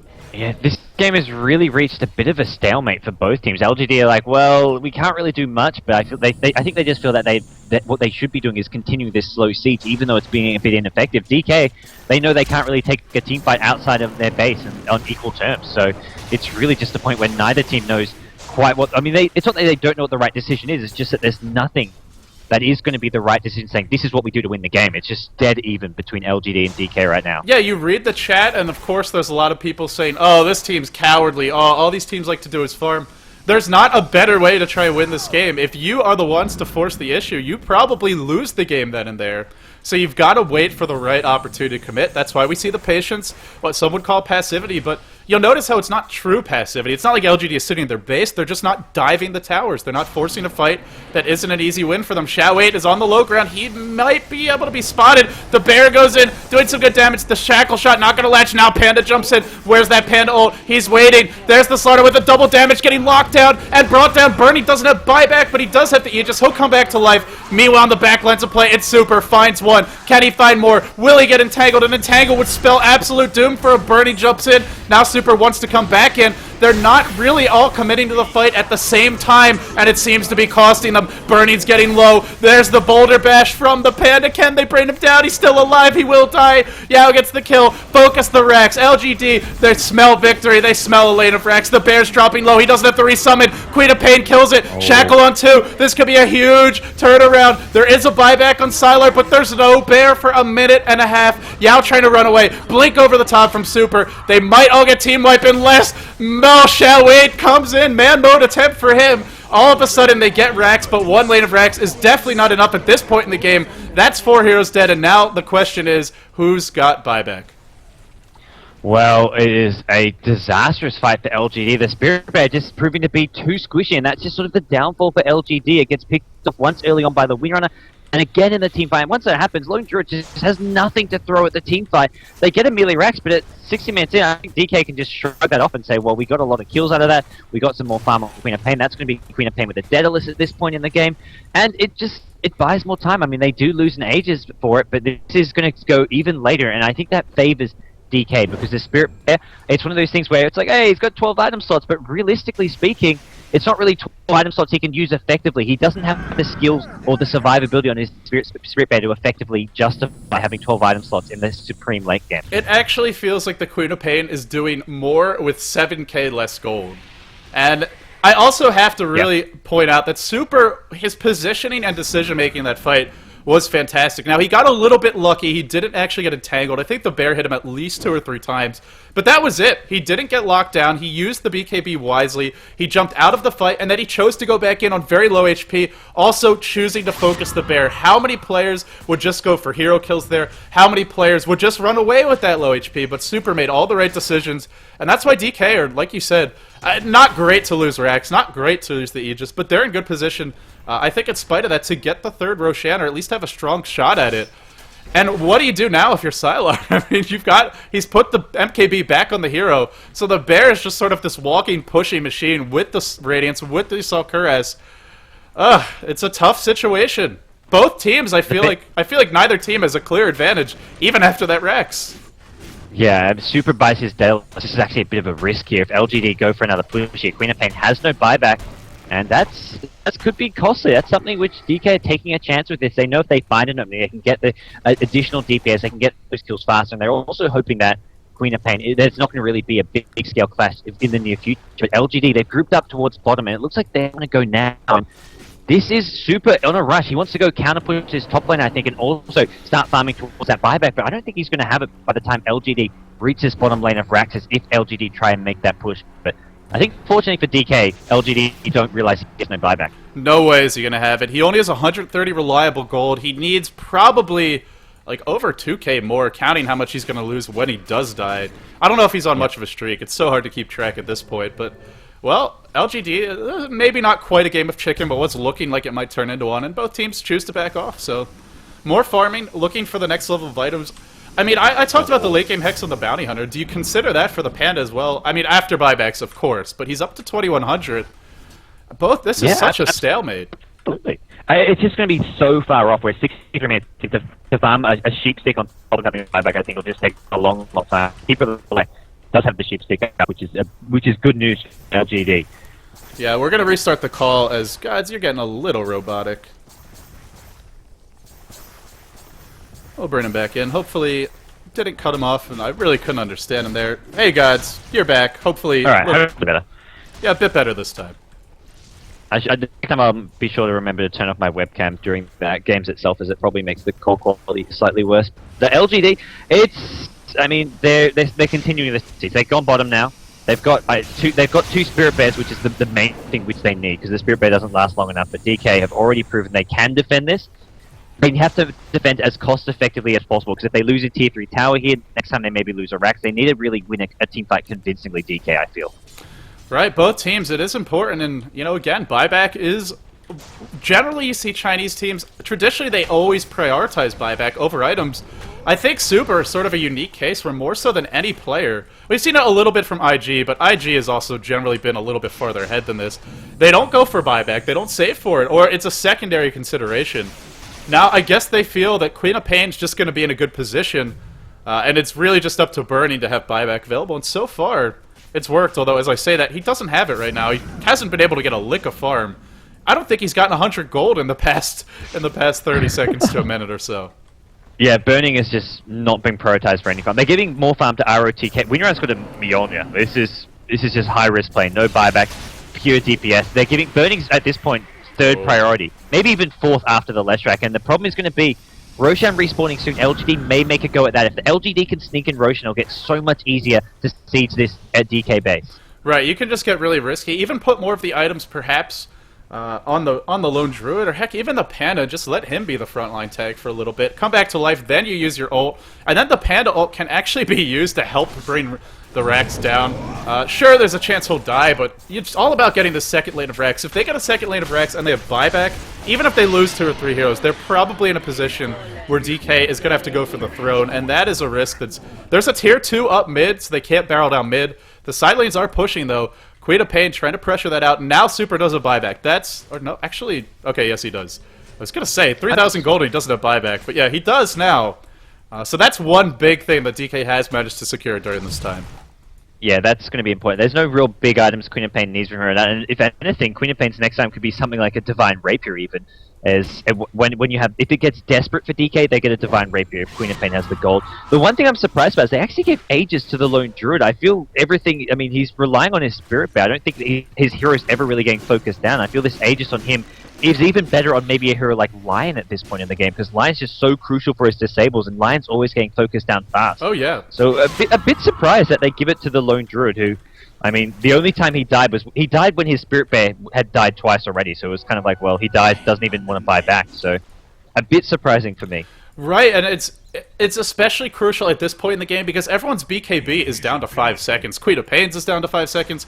Windrunner's might not be. She actually hasn't used it yet. This was like a 50-minute BKB from Windrunner. By the way, gods, we're 66 minutes into this game, and we've only got 1 lane of Rax down. It still feels like anyone's game. It absolutely is anyone's game at this point. So we're getting a little, we're starting to get a little wacky. If we get a little deranged as the cast progresses, I'm gonna blame these teams for it, but.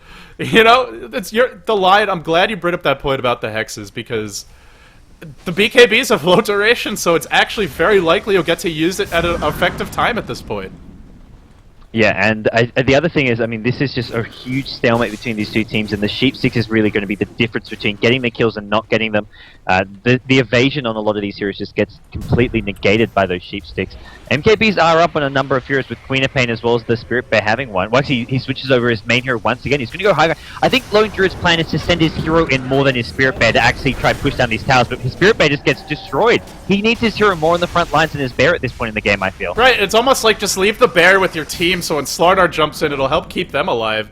But he already lost it. It's on cooldown. It does have an Assault Crest. That's pretty important. The blink in from Yao. Trying to blind time. BKB's popped by everyone. It's a city of gold. Burning is the one who's dropping low. Driven back by Xiaowei. Meanwhile, the Illuminate comes in. MMY dropping low. Disintegrated by the Lion. First blood of this fight. Drawn by LGD. Immediate buyback from the Leshrac. Everyone dropping very low to the Venomancer. Sylar's committing to this. He's going all in. He wants the Rex. He does have the Aegis. He'll drop. Can he respawn and survive? Shackle not gonna latch from Xiaowei. Everyone's low. In comes DDC. There's the second hex we talked about, but he's gonna melt. Sylar back in the range. In the melee form is being brought down. Sylar will die again. He does a buyback, but gods, they didn't get Rax, and they lost the Aegis to do it. I think they also used the cheese. In fact, they used everything, including 2 bear cooldowns.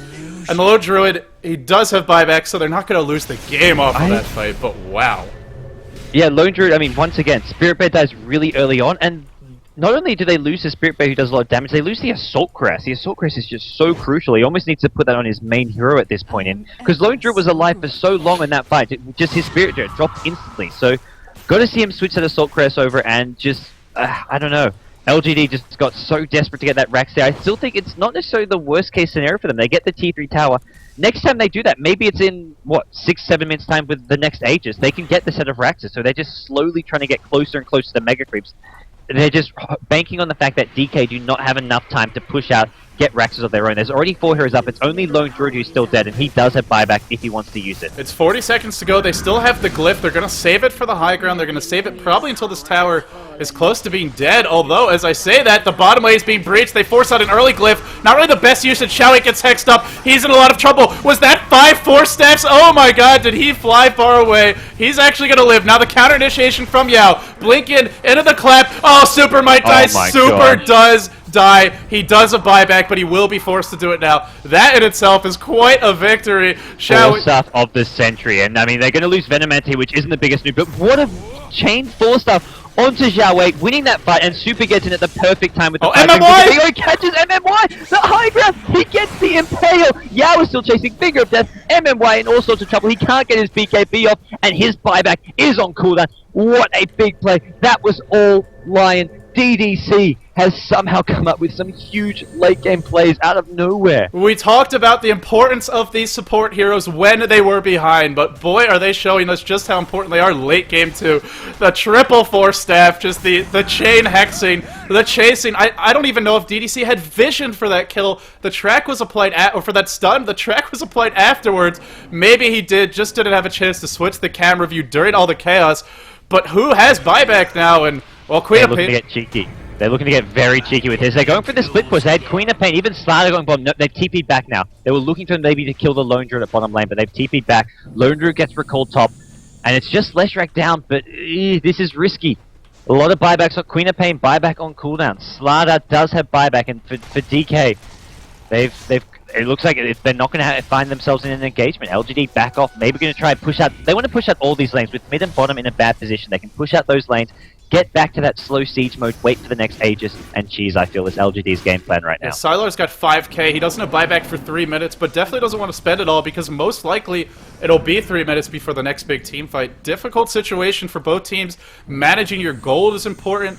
Item selection is crucial, but mostly it's just going to come down to positioning and teamwork in these fights. And so far, LGD, especially in that last fight, showing a bit better communication. Also, just the power of the late game line does so much. It's both teams have plenty of damage. It's much more about who gets locked down and who can be focused down first. Yeah, this is going to be very. It's who gets the better initiation. You don't want to overextend with it, but at the same time, you can't afford to just sit back and let your opponents get the best of you. The sheep sticks is the way to go, and if you can get those off before the BKB, if you've got the fault damage, I mean, LGD, Finger of Death, even at this point in the game, still doing a lot of damage. Some of these targets are pretty damn squishy. If they get chain hex, they're gonna drop. Roshan is up in about 4 minutes time as well, so both teams starting to get some more vision up. Gem as well is going to be another crucial item just to deny vision from your opponents. Don't let them see anything going on. And it's only DK who have one up, so Lion just trying to get some wards up. Winner needs to start de-warding those as soon as possible to help DK stay in this game in terms of map control. We're at a point with this game where heroes don't have room for TP scrolls in their inventories, aside from, you know, or for wards rather, if they want to carry TP. DDC, look at him, he's got wards. What do? Drop the magic wand? It's pretty important in these team fights. You're never going to be able to monitor him. Just a random aside, he has opted to skip that ability entirely, which just tells you how unimportant it is and how no pros go for it. But inventory space is sort of the last resource. It's the last frontier for a lot of these heroes. And, you know, we talked about Lone Druid potentially having an advantage with 12 item slots, but, you know, it's the supports who really struggle. Gotta carry the wards, gotta carry the gem, and Boots of Travel becomes the ultimate luxury item for most of these players at this point. It really does, but even supports, I mean, you saw DDC was the difference maker that last fight. He's like, okay, I gotta have buyback. And as a support, buyback at what, 72 minutes in the game? That's a big chunk of gold. Lion's only level 17, but he's still got to fork out 1,600 gold for that buyback. It's really going to chew through a lot of his resources and forces the supports. It prevents him from getting that next big item up because they've just got to save so much to even have buyback at this point. Lone Druid has money for anything he wants in the game. I believe he can even buy an Abyssal Blade now. 6,700 gold. Actually, he might be... Is he a tiny bit short? No, he might be like 12 gold short. But obviously, we're not going to see him buy it. It comes to a point where... do you just put... the item, even just switching items between the hero and the bear becomes troublesome, because you really want the Assault Caress and the Radiance on the bear when it's split pushing. You gotta remember to... Oh god. Did you just disconnect from the server, or was that only me? That's just you. Oh god, I'm reconnecting right away. Please, nothing happening, gods. Just cast at least what's going on if I can't see it. The radio casting. Well, there's DK sitting in their base, LGD sitting in their base. No, not too much being missed. You've got time. Assuming you reconnect. There you go. Thank God. You reconnected, and it says. Oh, but, I really hope that doesn't happen again. It would be such a horrible moment if it did. Well, the Gemstone burning now, and LGD grouped up bottom. Such a chess match. 75 minutes into the game, and does it really feel much closer to being over than it was at the 50, at the 40, at the 30-minute mark? I would say no. If anything, it feels in some ways almost farther away.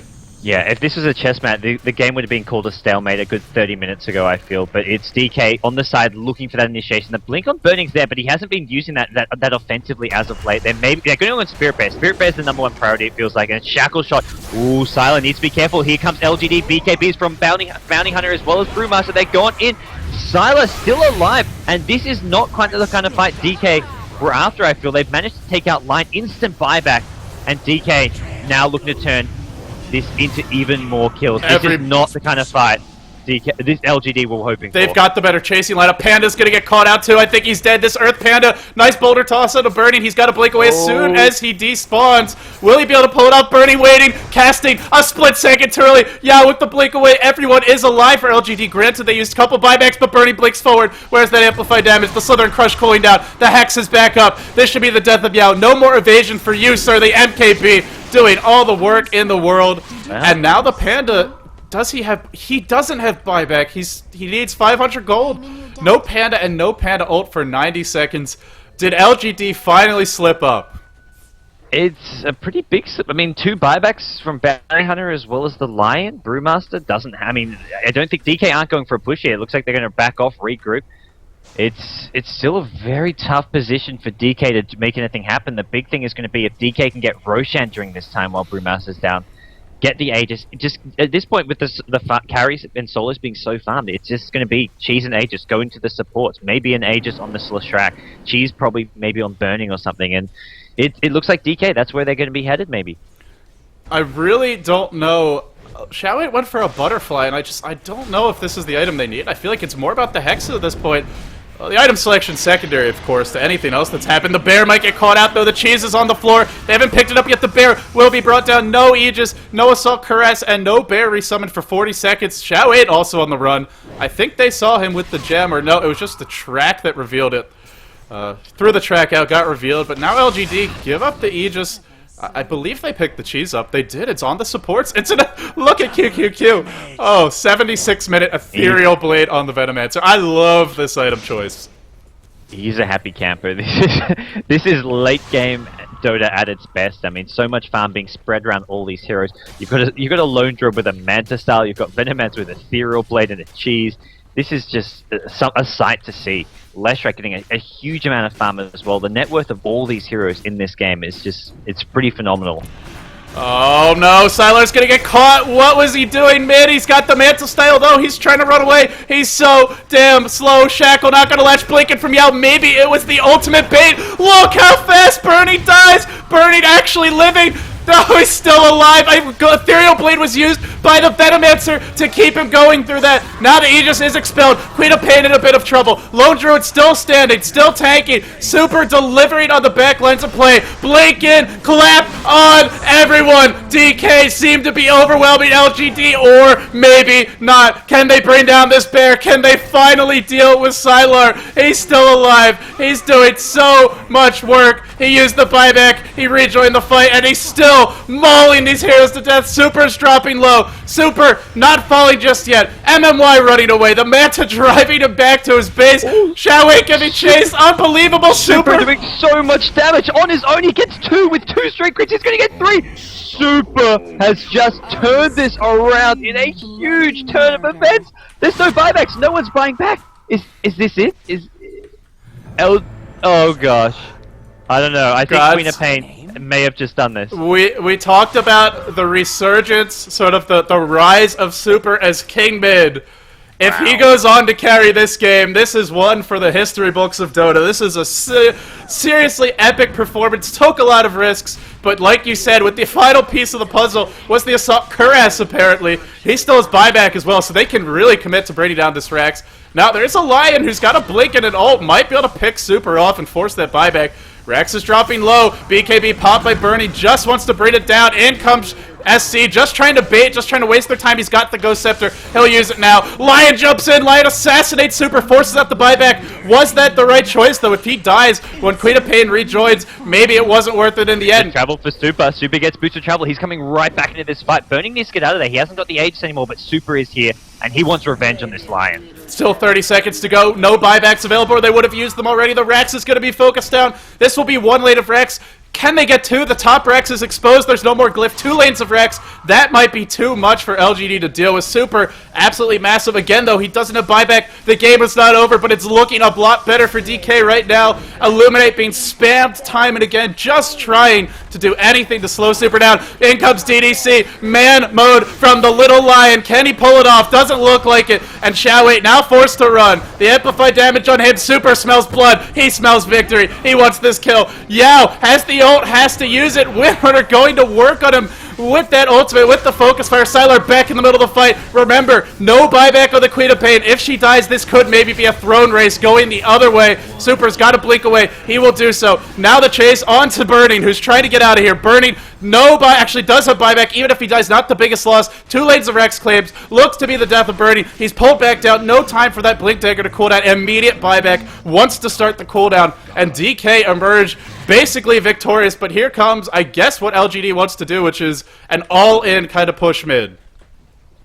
It's all or nothing now. Four racks down, and this is got to be it. Xiaowei's so lucky to survive. He was on about 50 HP there. Queen of Pain decided to continue the team fight rather than chase him into the fountain with another right click. And LGD, they hold on, but just narrowly, so narrowly. And the problem with the 4 racks is down is that DK, they can wait for Roshan, they can push out the lanes. DK have time, and they want to make sure that they have buybacks before the next big engagement. For LGD, I feel this is maybe a 2-minute window while Queen of Pain has no buyback that they've got to go push it. They've got to take a team fight and hope for the best. And he's got all the gold in the world. Gold will not be an issue for Super in this game. This also favors the more mobile team, and DK certainly is the more mobile team. I think, aside from the Blink Daggers and the Force Stabs, which you could argue are some form of mobility, but just as far as like raw gap closing and just being able to get on top of heroes, just being able to arrive at a lane quickly, you've got Sprint, you've got the Blink Dagger, you've got Quap, one of the most mobile heroes in the game. Same for a Windrunner with the Force Staff. It really, when you're up racks, having the lineup that can move freely throughout the map really is going to give you the leg up. And that's what a DK has right now. And like you said, Aegis coming up in a couple minutes, but the big thing is the Super buyback. And speaking of buybacks, the Bernie buyback, which is already cooling down, 3.5 minutes to go. In fact, dare I say it, everyone's buyback is going to be off cooldown before the next fight. Is LGD trying to pull an FTFC? Are they going to 5-man mid and maybe even think about the throne? I don't think so, but here comes the smoke tank down mid. Not a chance, I'd say. The 2 tier 4 towers glyph throne. There's DK are not going to get caught out of position with all that many heroes missing. But hey, they're looking for kills. They're looking for an opening. Roshan not back for a while now, and I don't think they're going to be able to. With all heroes missing, DK are going to say, well, we got to stick together. There's no way that DK are going to allow anyone to get picked off at this point in the game. Oh, you say that, but not LGD, just really hoping for them to make a mistake. They could actually go up onto this hill. There is no tower there. They could try and get the high ground advantage, but very dangerous to do so. Queen of Pain still a minute and a half to go on that buyback. In comes Xiaowei, track to start onto Birdie. Now the Shrink and Toss, maybe just to cancel that Blink Dagger. No, they're going to run away. That SC is in the back lines, pops the Shivas, expecting a Blink in. Not going to happen. DK are perfectly content to slow roll this, to wait for the waves to push in mid as well as top, and this is going to force LGD to make a tough call. Do you commit to this push? Do you go back and defend? If you go back and defend, like you said, that buyback will be up again.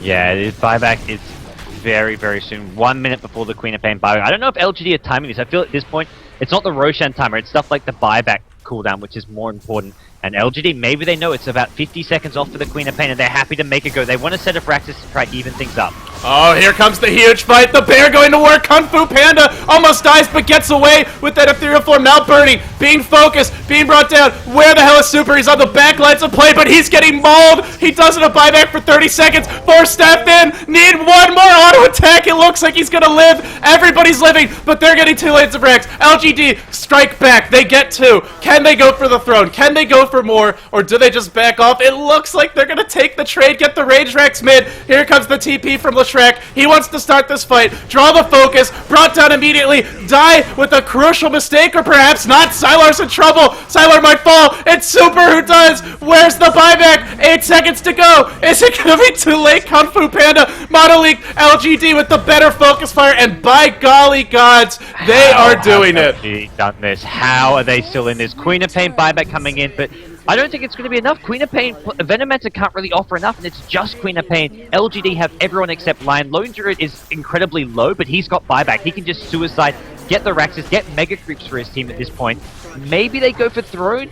LGD taking a lot of damage at their own Throne. They're going to have to get back in defense soon, and it looks like both teams backing things off here. Oh, they're going to pick off the retreating heroes. That's the goal. Super going to work on Yao. Yao charging it, doesn't have his ult. He'll drop. He does have buyback, I believe, if he needs to. The Lone Druid, entangle and Super. That's the game, gods. Entangle and Super. No buyback for him. No chance. Unless this throne dies, will there be a last-ditch Boots of Travel try and gank the throne action from DK? Slider's alive. I think Slider, he can't go for the throne. He's just got to go try help out this fight, help out, stall things up, yet burning. I mean, he's just sitting at the throne. There's nothing he can do. They lose Venomancer as well. Where does Slider go? He's going for the throne. He's going for the tier 4 towers. Burning just doesn't have the damage to support this, I think. And not to mention LGD can just TP back and deal with him. Then they've got the Keeper of the Light ultimate to bring heroes back into the fray. Burning gets the tower, but I don't think that's enough. Oh, but it's buying a lot of time for them. Burning, sure, he might die, but this is Super's buyback was at 90 seconds.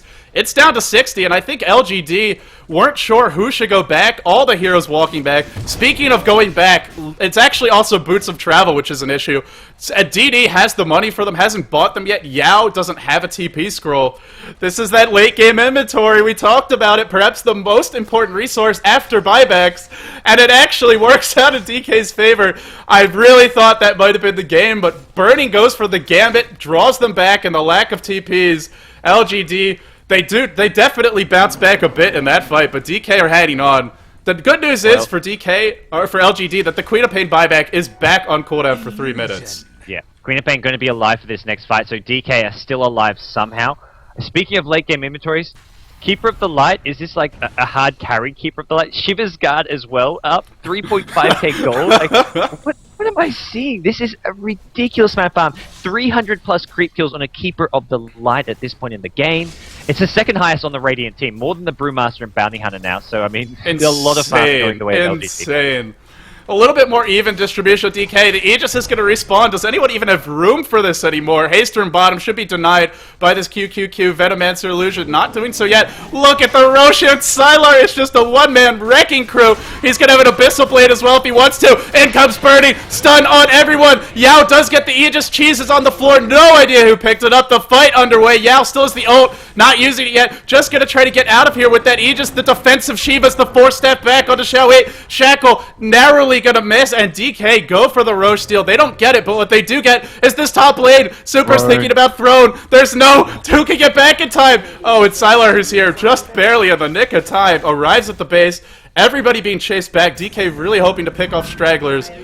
Oh, they get the Aegis, but still it feels like it's anybody's game with this Throne being exposed and the Glyph on cooldown. And LGD have to be so freaking careful with these tier 4 towers not there. I mean, we saw Fumofu's team do it. The DK just go straight for the throne. With the DPS coming out from Queen of Pain, they've just got so much at their disposal that it's a scenario where LGD are going to be playing this really safe in late game. They can't go straight for the throne themselves with both tier 4 towers on DK's side having full HP.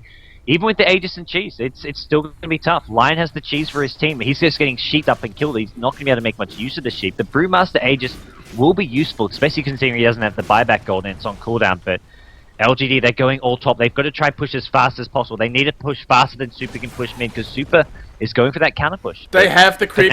They have the creep equilibrium bottom. Yeah. They have it decently positioned mid. And Queen of Pain is a very strong mid-game pusher, but she doesn't have that AoE cleave of something like an Anti-Mage with a Battle Fury. This is going to be real tough for Super. I think he's got a man down. I think he's got a back. Maybe hope that the creeps pull a fast one on LGD. Time for a TP scroll check, and we see 2 pairs of Boots of Travel on the Keeper of the Light crucially, so he can bring a third back if he needs to. And even dying and buying back is another way to get home, so can get a little bit creative, but LGD forced a man down. They don't want to take that kind of a risk. They don't want to take that kind of a chance in a game this tight. Because, man, if you lose this game, how do you even emotionally recover for game number 2? For either team! For either team! But I think LGD are making smart decisions lately. I mean, you've got Sylar, who's now moved the Assault Crest, just main hero. His Spirit Breath only has the Radiance, the Planewalker's Cloak, and the Vitality Booster. It's pure survivability and the Radiance, and the Assault Crest is essential in these team fights, so he's keeping on his main hero. He's got a Basher up as well. The Abyssal Blade, it could be a great way of locking down Queen of Pain. It's a more reliable start, and then you get some Bashers on top of it.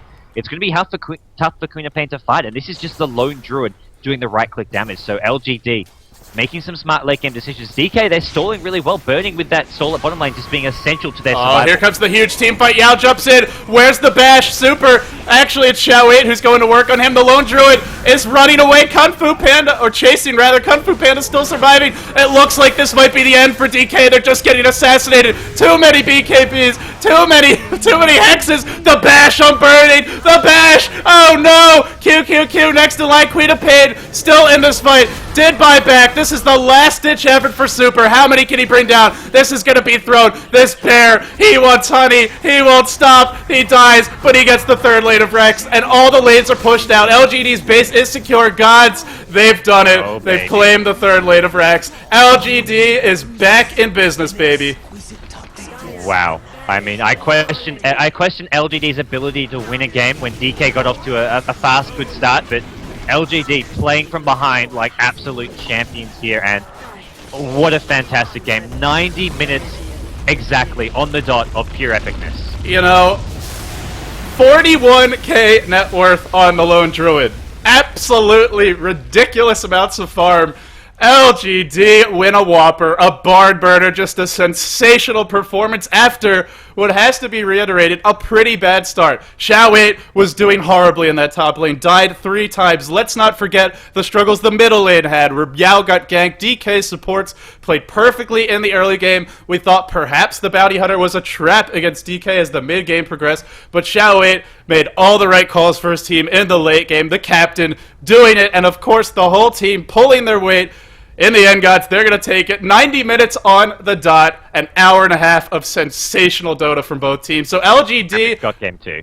Got game 2. They march into game 2 with a 1-0 victory. It feels like 10 games in one, though. Yeah. All right, guys, we're going to go to a quick commercial break. When we come back, we'll have game number 2 for you. Thank you, everyone, for tuning in, and stay tuned, because we got at least one more. Hopefully it'll be 2. Although I think for the sake of my voice, perhaps 1 would be a better case. But let's see what happens. Game 2 coming up soon.